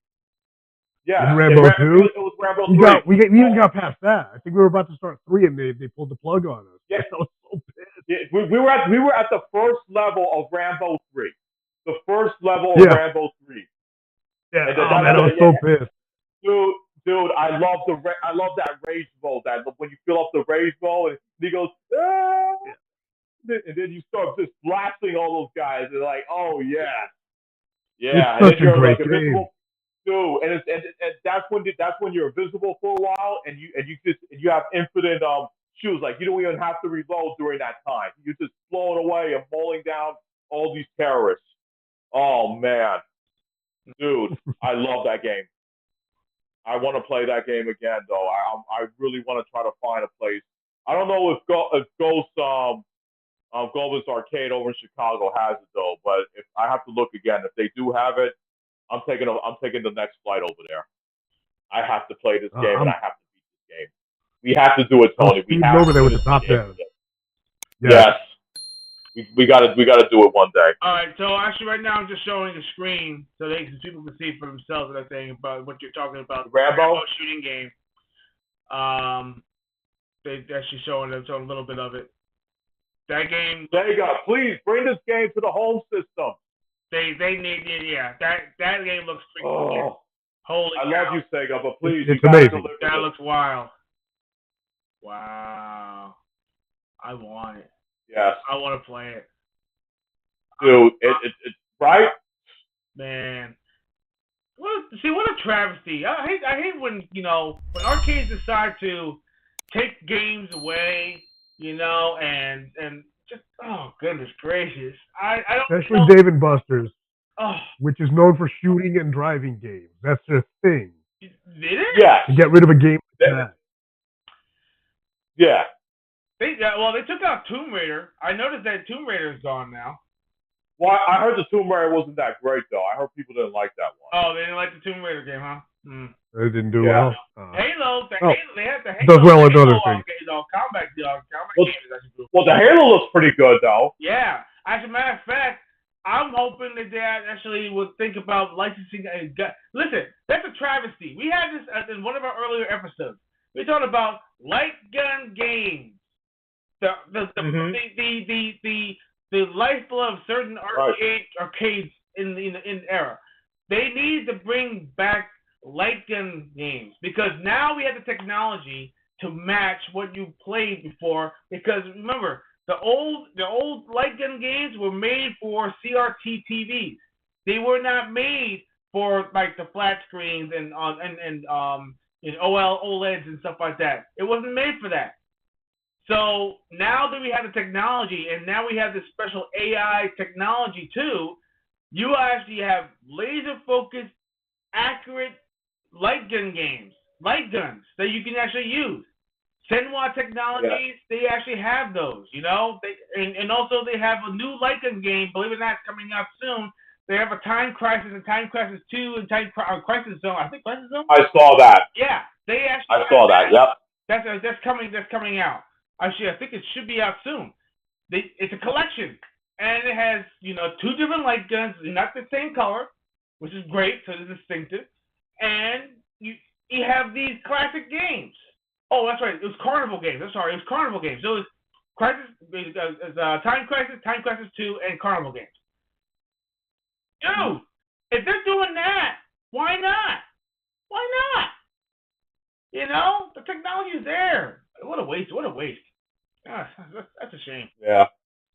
I'm just glad Tony and I we did finish House of the Dead Scarlet Dawn though. That was good. Oh yeah. Yeah, we did. Dude. That was a great game. We kicked that game. I turned their heads into bullet sponges. Their heads were bullet sponges for me. It was like shooting fish in a barrel. I loved every second of it. Yeah. Oh yeah. That game was oh man. Yeah, I get such a kick out of shooting zombies in the face. Mhm. So we gotta talk about sports games that actually were in the arcade as well. Now, everybody knows about NBA Jam, but Super high impact football. Favorite freaking games. I love that. NFL Blitz, WrestleMania. Yep. Bunch of good arcade games. WrestleFest. You gotta give me WrestleFest. Yes. That's the game. And what was it? That is the game. And WWE and WWF Superstars. Great. Yes, and I like the NBA Jam style WWF game though too. That WrestleMania, I like that one too. That one was pretty good. But I do want to mention about WWF Superstars. I do want to mention about WWF Superstars. I'm sure you two guys know this, but here's a fun fact. If you look in the crowd of WWF Superstars, you'll see Billy Lee from Double Dragon standing up and cheering for it and cheering on. Oh, and vouch, I found it. Japan. I even got another fact for you. Go ahead. The sprites for who's that big guy in Double Dragon 2 that goes oh boo, oh boo? Oh, that's Andro. Andro. Yeah, the guy who wears spandex, right? That was supposed to be an Andre the Giant sprite, and the fat guy that disappears was supposed to be Abdullah the Butcher, but they couldn't get the rights, so they threw him in Double Dragon with reskinned and some details added. So they made him like an. So they made it was made by the same people. Yeah, and that's why Billy Lee's in the crowd in the wrestling game. That's There's some crossover there. They're saying hello to each other. They're shaking hands in the hallway. That's great. Well, here's the thing: when Billy Lee's not kicking the Shadow Warriors' asses, he enjoys some good wrestling. So there you go. Yeah. Oh man. What? He went to WrestleMania after Marion. Exactly. Notice Billy Lee is the only one that's standing from the crowd and everybody's sitting down. Yeah, he's all in, dude. He's all in. True. Yeah. Let's let's see. What's that? Halo. I got something else to bring up, man. Yeah. Do it. First level Teenage Mutant Ninja Turtles, right? Right before you fight Rocksteady, look on April's table. She has a ball. Oh, I know you talk. Yes, I know. I pointed that out a few years ago, and now it's like all over the internet. Dude, let me tell you something. I've had her and Casey. April parties, dude. Dude, well, probably her and Casey, they probably share with that stuff together. Who knows? Yeah. Who knows what Casey be doing that? Casey be coming down to her spot like every Friday or Saturday night to get a little bit of you know what. All right, players, all you young players out there, say no to drugs. Don't exactly. Just don't do it. Unless you're a 15-year-old turtle that knows ninja. Oh, jeez. Oh. I'm joking. Yeah. I'm joking. Please do not go out there. Here's a turtle. Here's your thing. To all the young turtles out there, you know, you have to remember, don't just say no. Just say no. You know, puff puff pass is not. Say no to grass. But anyway, I'll show you. Hold on. Check this out. Sure, go ahead. Y'all see this? Yeah. Right there. Oh, yes. Absolutely. There you go. What is that? Yeah. That's a bong, dude. Oh, my.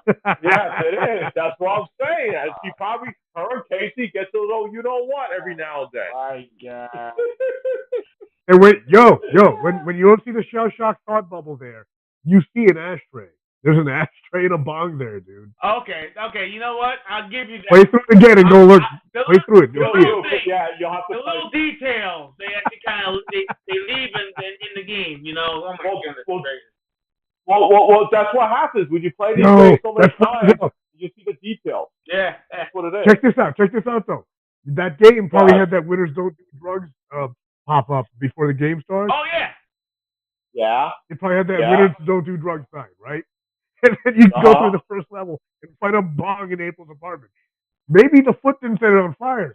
She was puffing her bong and set the apartment on fire. Oh my god. Oh my. It's all April's fault. The Foot Clan just took advantage of it.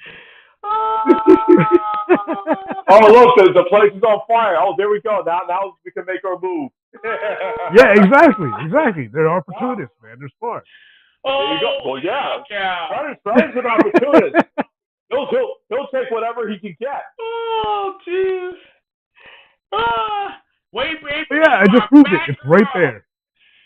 Oh, man. Chat, there you go. So, there you go, chat. Drugs. That's true.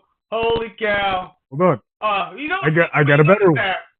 You notice that, that winners don't do drugs didn't really pop up until after Narc. You know that, right? Yeah. Narc was like one of the mini games that actually had like a very, very high level of drug reference in the game. And winners don't do drugs, and they had. Yep, there you go. So there you go. Tony shared it. There you go. You know, there's a pipe, there's a bong, and an ashtray. Yep, there you go. Yep. Amazing. Wow. I can't believe. You know what's crazy about Narc? What's crazy about Narc is that they had to censor some of the stuff for the NES version. Like there was prostitutes. There was prostitutes you had to say from the clowns, and they had like these XXX signs and photos in one of the levels. Yeah, they actually had to censor quite a bit, actually. They had to censor the level where they have all the weeds around. Yeah. Did you notice that? Mm-hmm. Yeah. Yep. Mhm. Crazy. So. Yeah. Hey, which level is this? Still looking amazing. This is the Narc. It was fun.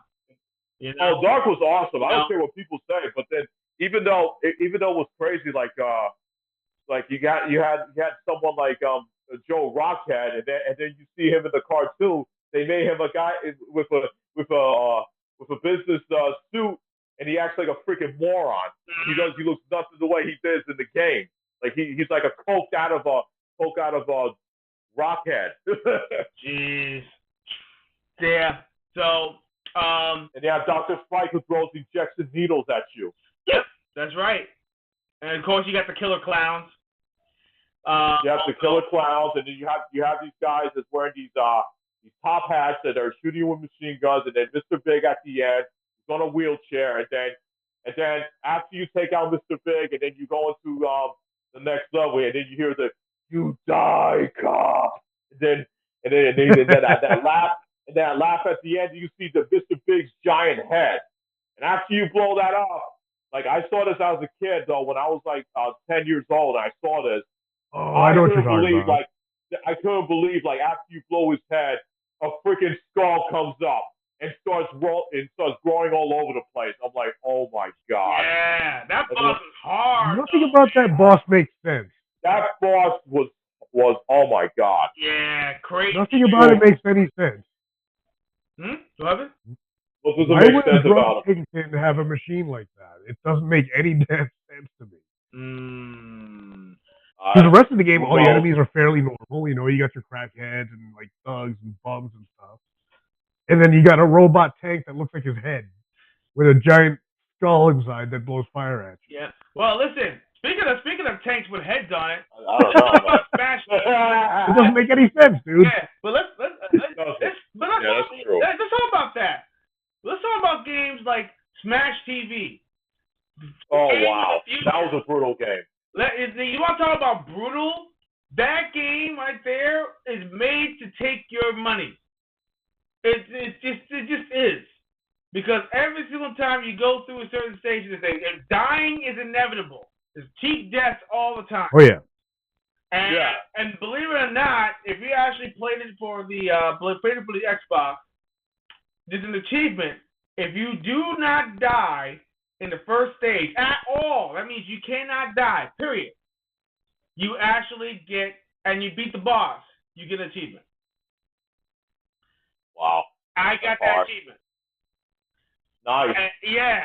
It took me a while. The grind was real. But I did it. I actually appreciate it, and I hope I never have to do it again.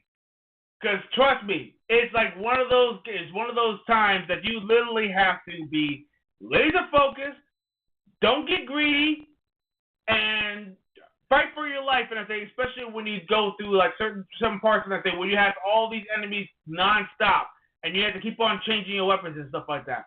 It's ridiculous. And then you face a boss that gets cheap when you're actually shooting at it, and he's like, "Rrr." Yeah. And it starts like coming after you and stuff like that. Here's a tip: This weird not dumb hoverhead. put yourself in the corner, baby. Do not put baby in the corner. Do not put your character in the corner. If you do, you're dead. You're dead. That means when you start shooting at it, keep as much space away from you as possible, because as you're shooting them, somehow the enemy starts shaking towards you. So be constantly moving. Always get those power-ups whenever you can. Don't get greedy, and hope against hope, and then you will actually beat that boss. And then you will probably get the achievement. But I was actually proud that I actually got that achievement. Man, that's awesome. That was crazy.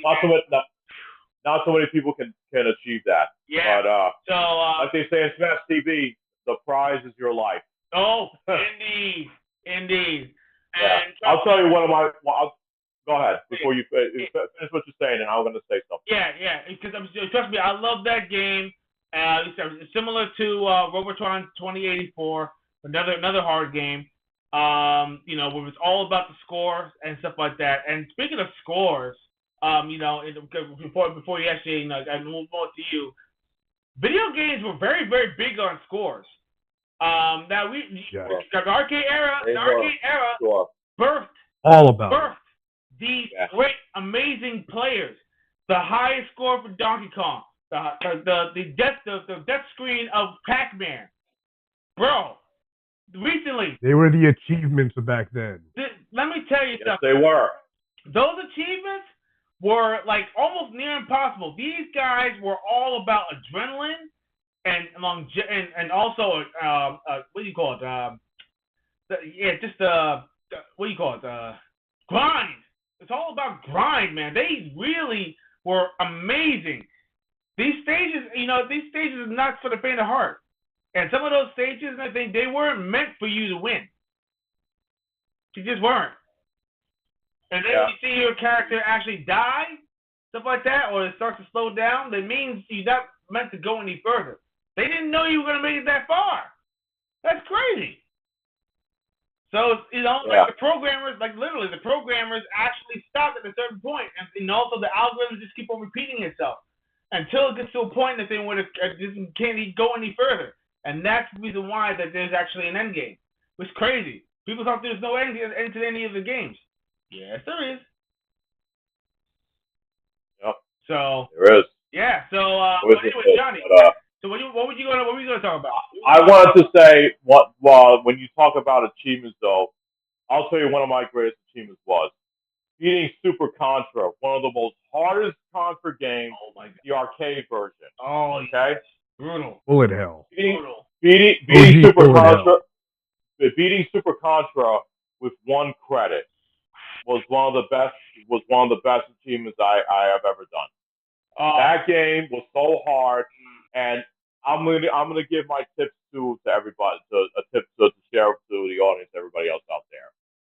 Keep the spread gun and make sure you have the power up spread gun. That will save you. Or if you want some power, get the missiles. But if you're gonna use the missiles, make sure you get up close to the enemies so you can do the most damage. You won't have the spread power. You won't have the that covers the distance though. But with the missiles, if you have the second power, that thing will do so much damage. It shreds. And that weapon shreds. Yes, that's the thing. So keep those weapons. That's all I can say. But that game right there, beating Super Contra and with one credit, I never thought I would be able to do it. But to this day, it's one of my best achievements I've done, especially for an arcade game. Awesome. So Damn. But yeah. I had to throw another achievement in there. I just forgot about this one. Do it. This happened to me. I went to a bodega not too far from where I lived a long time ago, and they had Strider for Capcom. Yeah. Obviously, because I played the NES version. The NES version was, it was more of an adventure. It was different. Yeah, very different. Yeah, it was different. But this is like a straightforward linear game. So I used to go to the bodega like almost every single day playing the game. One day, I don't know what happened. I was actually in my zone. I was like in Zen mode. I played through the game, and I was playing like a player possessed. Like, I really wanted to just get through the game. And I got through the entire game with 1 credit. I actually got through from the beginning to end, and I barely died until I think towards the end part where the thing flips upside down and stuff like that. So that stage is hard. The stage is a pain in the ass. And also the worst part is that you have those floating guns that keep on coming out of nowhere, and you're hoping against hope that you actually wouldn't get hit by them. Well, yeah. But I found a trick. I realized that if you actually only shoot, you only take down 2 of them, and you go to the far screen, and then you go back, they won't appear again. So I actually figured that part out. That's interesting. Yeah. But when I got through it, and then I finally got to the final stage, and I said you have to face all these different bosses, and then you go on the snake. And the snake was actually going up and stuff like that, and then all of a sudden that part was, still to this very day, it's haunting, and I loved it. And you're, all sons of old God die. I was like, oh yeah. I was like, okay. And then I was just going like ape-ish, just like shooting this guy and everything. The guy just kept on like warping all this, like, I was like, what is this?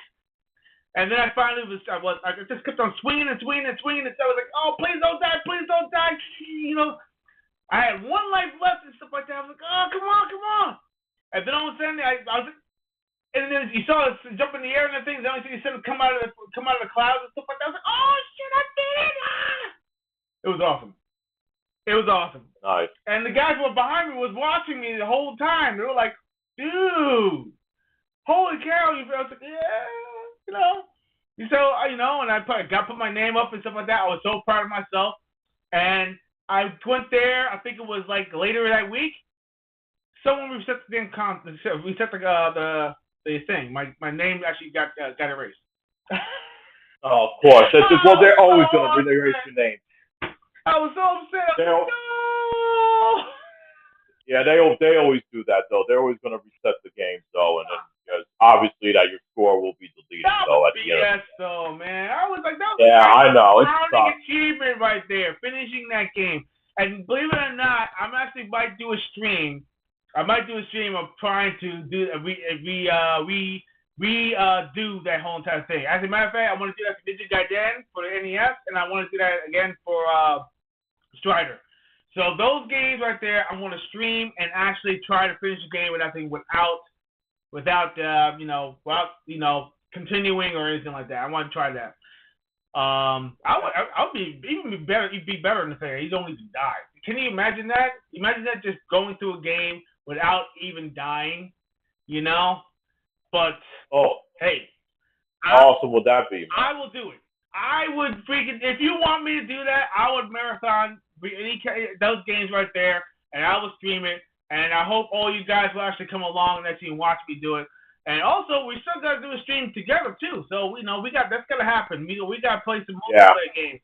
If I had to, if we had to get the game and the thing to just get Tony involved, we'll do it too. I don't care. Like, if I have to get like one of the games that we were playing, like I can share this with our chat though. One of the games that we want to do Teenage Mutant Ninja Turtles Winter's Fate. That's one of the games that we want to do. Yes, absolutely. So, speaking of which, by the way, we also want to give a shout out to that winner who actually won that Shinobi Art of Vengeance game. We appreciate all your support and everything, and we just let you know the game is on the way. So yeah, it's not out yet. It'll be out Friday, so Friday will be out. Exactly. So don't worry, it's still coming. We're trying to work out the details. Got you, Ken. Steam is weird, so but we'll make it happen. We got you, Ken. Yeah, we got you. Got you. So, but yeah, man, I think that when it comes to the arcade era, there's nothing like it. Console gaming is great and all, and console gaming really did kind of slow down the arcade a little bit, which is probably the reason why that the arcades kind of started dying out a little bit, because most of the games started looking as good as the arcade, or sometimes even better. When you have arcade perfect ports straight to your home.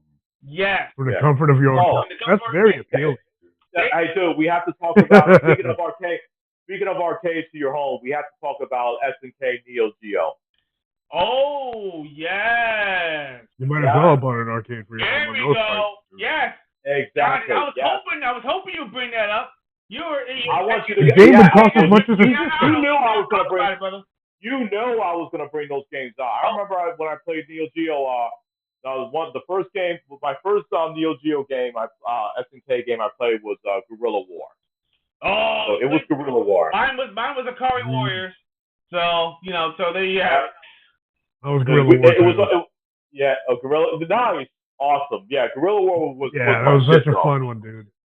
I love that game, and that game, Ghost Pilots, and then Ninja Combat was good though. Oh yes. And then we also had like King of the Monsters, and then I love King of Monsters. Oh god, that was my game. God, that was so much fun. Man. So much fun. Wrestling and monsters. Yeah. Best combination. Yes. And then and then Ghost. Yeah, I did say Ghost Pilots, Burning Fight. Even though Burning Fight was pretty cheap, I am gonna admit that, because it was a pretty cheap game. But the game that brought the fighting genre to SNK was when they introduced us to Fatal Fury. Then we had Samurai Showdown, Art of Fighting, and throughout the years, and then '94 we had King of Fighters '94, and then that's when everything took over. Then that's when the whole fighting genre from SNK, like, it began. I remember, I do want to say this memory, like back in over in White Plains, we had an SNK Neo Geo system, and we had, and right in the corner we had King of Fighters '95, and that if we all wanted to play '95 and have a pizza, that was the place to be. Nice. We used to, all of us used to go there. Dorian was there too. Dorian was there too, though, that we were there, and we used to take me back, bro. Go at it. What's that? Take me back to those days, man. Take me back, dude. Oh yeah. Take me back to those days. As a matter of fact, as a pizza place was a place to play SNK Neo Geo games. There was a place I went in the Bronx though where my cousins lived at. I forgot to mention this. That's where I beat POW. Remember POW? Oh, P.O. Of course. Yes, Prisoners of War. I beat that at a pizza Love place. that game. That was a pizza place where I beat that. Yeah, that and Final Yeah. Fight. POW? Yeah, dude. Let me Shadow tell you Dancer something. and Final Fight. Shadow Dancer, yes. Yeah. Una solo. Yeah. Yeah. Shadow Dancer. That was Shadow Dancer right there. Oh, And man. but it was cool. You had the dog right there to send to stop the enemies while you shoot Yamato. The dog's name is Yamato. Yamato, yes. And but this one was different though, because Shadow Dancer and Genesis was different from the one in the arcade though. So it was a lot better different. though.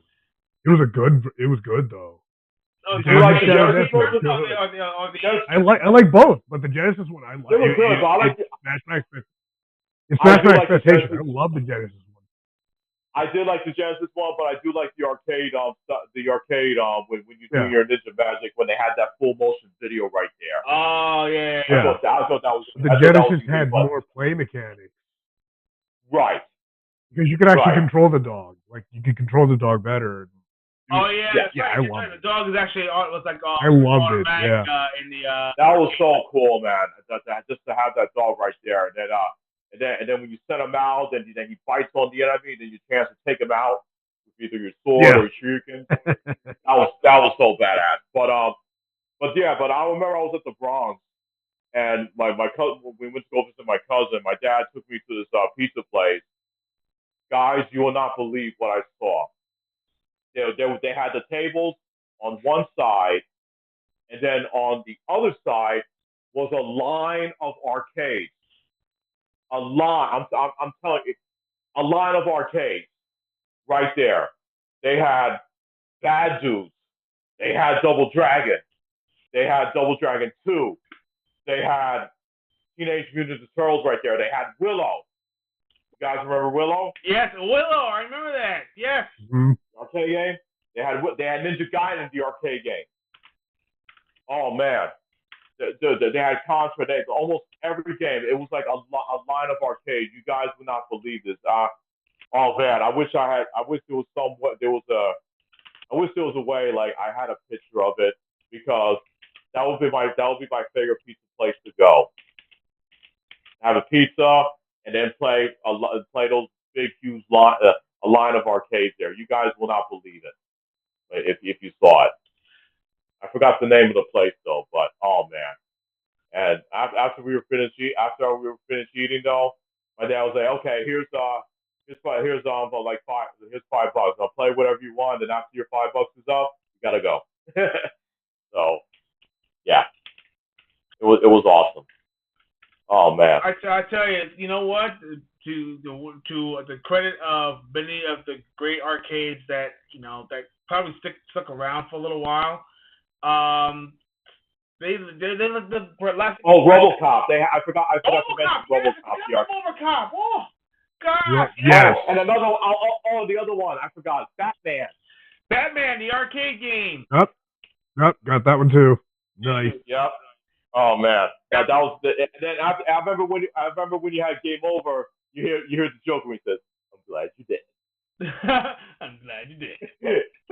Yep. But yeah, it did have a lot of sound clips from the movie, which is great. Yes. And Especially I remember. RoboCop. RoboCop was phenomenal. Drop it. He says, "Drop it. You don't move, Creed." After you beat the level, he says, "Thank you for your cooperation." Thank you. Yes. I remember those lines. So, oh man, all those games based on those movies that we watched as kids, though, was amazing. Man, you know what? I tell you what. What's great about some of the great arcade games too, like Superman, another one.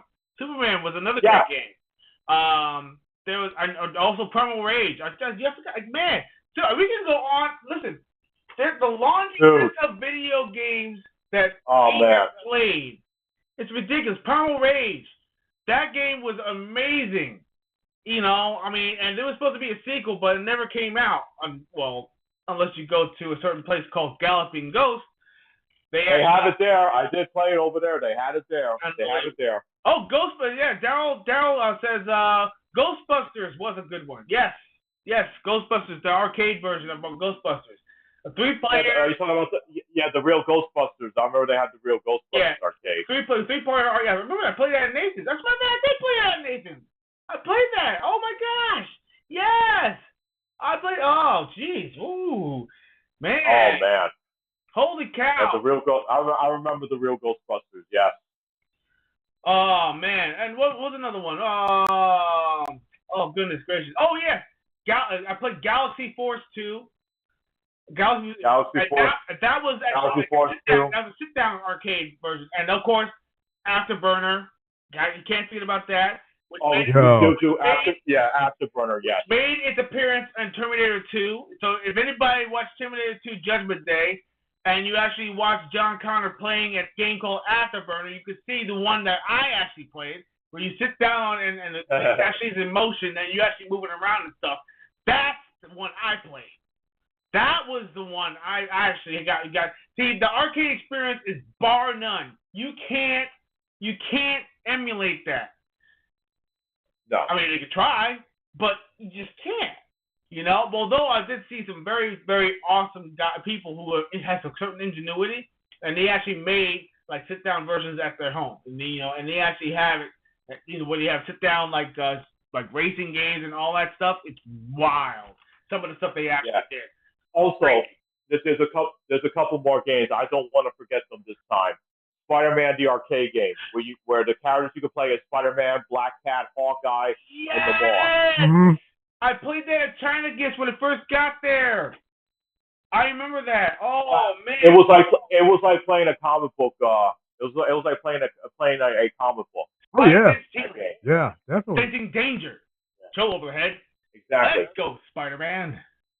Yeah, the Punisher was one of my all-time favorites from Capcom. That was a good one. Alien vs Predator. Oh man, I could just go. Capcom delivered some great beat 'em up games though. But yeah, I would say that I'm glad they brought the Punisher. They include that in the Marvel vs Capcom collection. But I wish there was a way they can add Alien vs Predator. They need to bring that game to the home system though. So I mean, Capcom was able to work with something with Disney. Disney owns Fox, though, so, I mean, come on. Make it happen. Please. Oh, they will. No. That will happen. I guarantee you it's going to happen. You know? So, if we keep on raising our voices, listen, we had companies. Oh, Aliens vs Predator. Oh, good call. I did say that. I did say that. Aliens vs Predator. Right. Predator. And Dungeons and Dragons. Don't forget about Dungeons and Dragons. Shadow over Mysteria and the. I actually have those games on the 360 when they released them. Which is backwards compatible and it's still available. You can still buy that game. Yes. Guys, if you haven't gotten it yet, get it now. Because you never know when these games won't be available anymore. If you see an arcade game that you want, grab it immediately. Don't wait. Yep, exactly. Because they'll disappear their thing like most of the arcades nowadays. Which is a shame. Which is a damn shame. Let's see. Man, we got a little bit of time left. Any final games that you want to talk about? I mean, as a matter of fact, I do want to talk about a little bit of pinball too. So because pinball, I love pinball. My God, let's get into pinball right now. Yeah. Now play the South Park pinball game. You will cry laugh when you hit the super fart bumpers, and Terrence and Phillip are laughing the entire time. I die laughing every time. I love that one. Yeah. That's the one I played at the Willowbrook Arcade before it closed down. It was like maybe just after the movie came out that I played that machine. Yep. Oh, wow. It was the funniest pinball machine I've ever played in my life. That's a double dose of fun, comedy right there. Yeah, that's hands down my favorite one.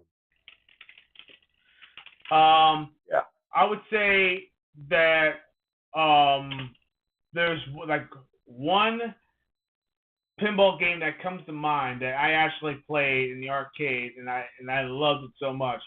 The Addams Family. I actually played that a lot. I think I got myself the second highest score when I was playing that game. And I was watching a guy like literally hitting the arcade. I was like, what the heck are you doing, right? Because I wasn't really into pinball. But then I realized, oh, wait a minute, that's right. You can lightly tap the game. It's made for that because you don't want the ball to go directly down because sometimes what it will do, it will literally go straight down and it'll completely miss your flippers. And it doesn't matter what you do. So you have to give the machine like a little tap to the left or to the right to shift the ball a little bit to actually make sure that you're up. But if you do it too much, you'll actually tilt. And then you'll get the ball on the funny thing? Yeah. They put that mechanic in video game pinball machines. Yeah. Yes, they do. I have pinball effects on the Xbox. So they put that mechanic where you can shake the machine. Yeah. Yep. It's intentional. It's intentional. That's because it's a mechanic. That's a mechanic. That's So that even translated to digital too. So. Yeah. See? Oh yeah. So, which is great. I love getting high scores in pinball. You know, pinball is an adrenaline rush all in itself. Pinball. Oh yeah. Pinball Mania was a thing. They even had a movie. They had a movie called, I think it was called Pinball Mania, Pinball Fever, or something like that. I forgot what it was called. But it was all about pinball. Like, you know, the guy was like a musician or something like that. And I think he was like, this is a pinball or something like that. But He's playing pinball on the stage and stuff like that. It was crazy. It was like an older film. It was like a 1976 or something like that. And but pinball games were really big back then. I mean, this is like before arcade machines, but it goes hand in hand because like when you think about it, it's a living video game. And now they have digital ones. They have digital pinball machines now with all these bells and whistles, with all these things that kind of pop up on the board that you can see and stuff like that. It's crazy. It's amazing. It's fun, heck, and hard. I love it. But it's adrenaline. And all it takes it's a Twitch game. Like I love Twitch games. I love games. I also like bullet hell games, which is actually another topic on. Hey, you're insane, man. You like pain. I do. Those games drive me nuts, dude. Listen, but wow. No, give it to me. I love them, but they drive me nuts. I want pain. I live on pain. Okay. I want torture. Give me bullet hell is torture. your friend. Your ally. Yes, absolutely. Yeah, I check. Is there any other thoughts that you wanted to throw in there before we wrap it up? I think I've pretty much covered everything that I wanted to say. I want pizza and video games. That's what I want. Listen, pizza and video games is like peanut butter and... Thank you. See, Dorian got the joke. He was molded. He got my Bane joke. He That's loves pinball. me. I told you. Yes, absolutely. I like Dorian. He's a smart one. This guy catches everything. Yeah, absolutely. Great. Dorian, you're my boy, dude. Oh man. Dorian's a good guy. I tell you, he's like, you know, almost like the Joker. He's like, I don't want you. Oh, you. He's the one that catches all my references every time, man. I would say something you guys miss it. He types it in the room. I'm like, yeah, see, Dorian caught it. Yeah. Oh, there you go. Yep. He knows. I don't want to kill you. I need you. You complete me. Complete me. Oh man, I miss that Joker. The Heath Ledger was actually amazing. God rest his soul. Everybody loses their mind. Yeah, but anyway, folks, that's it. That's a wrap. That's another episode of Gaming Trouble coming to a close. My goodness, we thank all the wonderful viewers that actually came to see us. We thank all the viewers that actually decided to join us. And of course, if you still have an opportunity, please visit you can visit our Discord. And I actually have the correct address this time. It's actually under HUD Zero. I'm trying to find a way to change it, but they're actually not allowing me to change it for some reason. But our channel is there. Gaming Trouble is there. So you can be able to go there and visit our channel, and you can be able to chat it up and talk about games. You can get meetups. And also give us some great ideas. If you have any shows that you want us to do in the future that you think might be cool, we'll consider it and we'll try to see if we can wrap it up. Man, you know, make an episode out of it. You never know. And of course, we also do have a Patreon.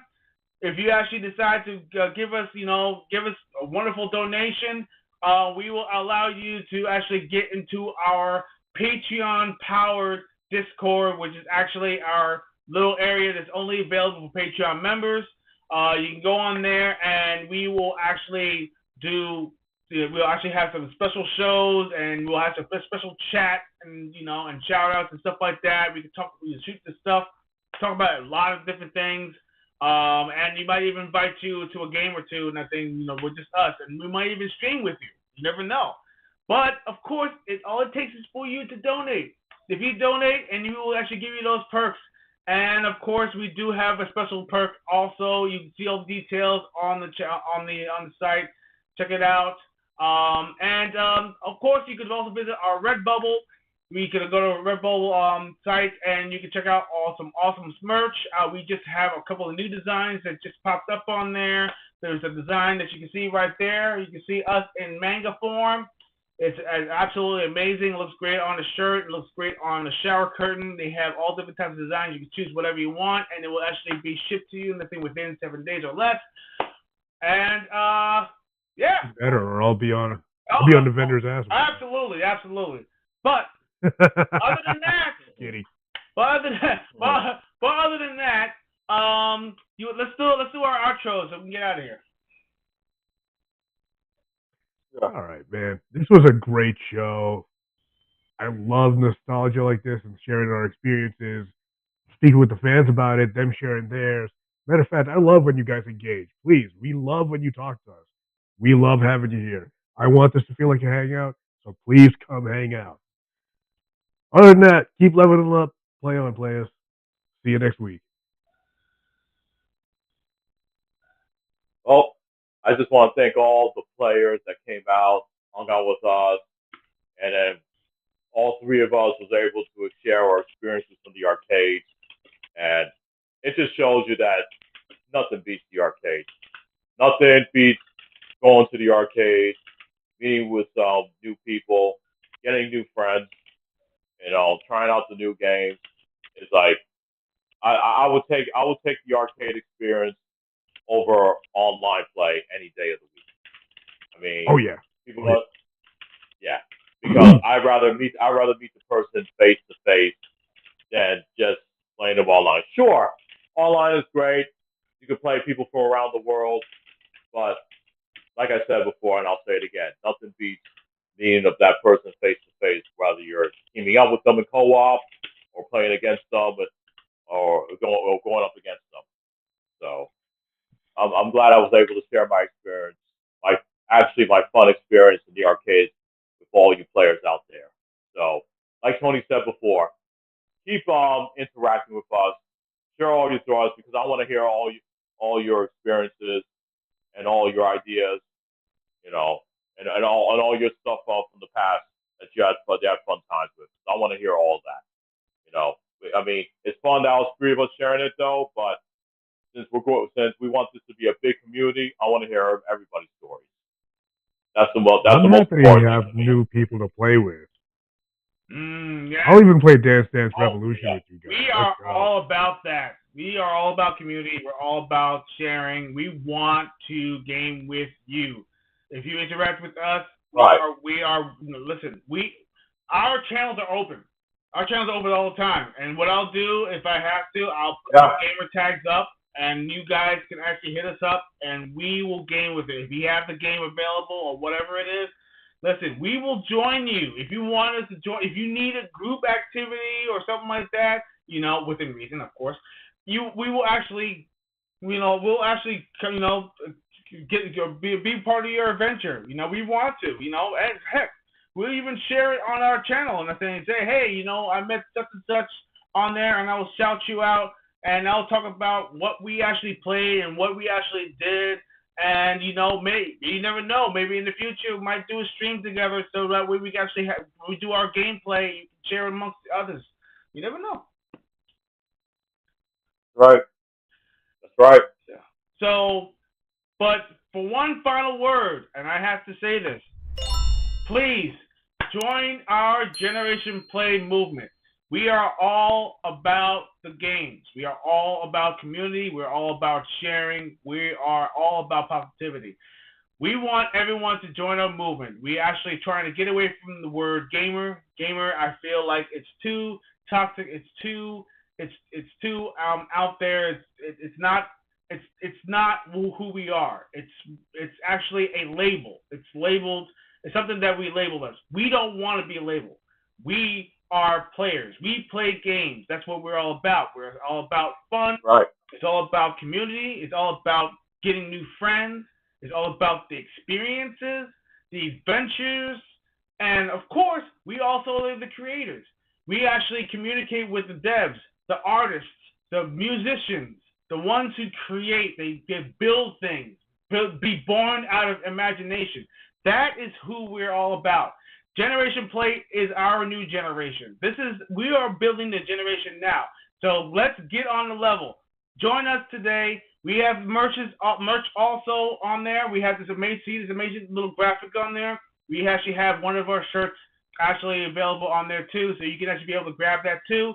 So listen, let's go. Let's make this revolution begin, and join us today. And that is all we have to say tonight. So please keep on playing, keep on leveling up, and we will see you on the next episode on Gaming Treble. Have a good night, everybody. Take care, players. Remember, gaming's about fun.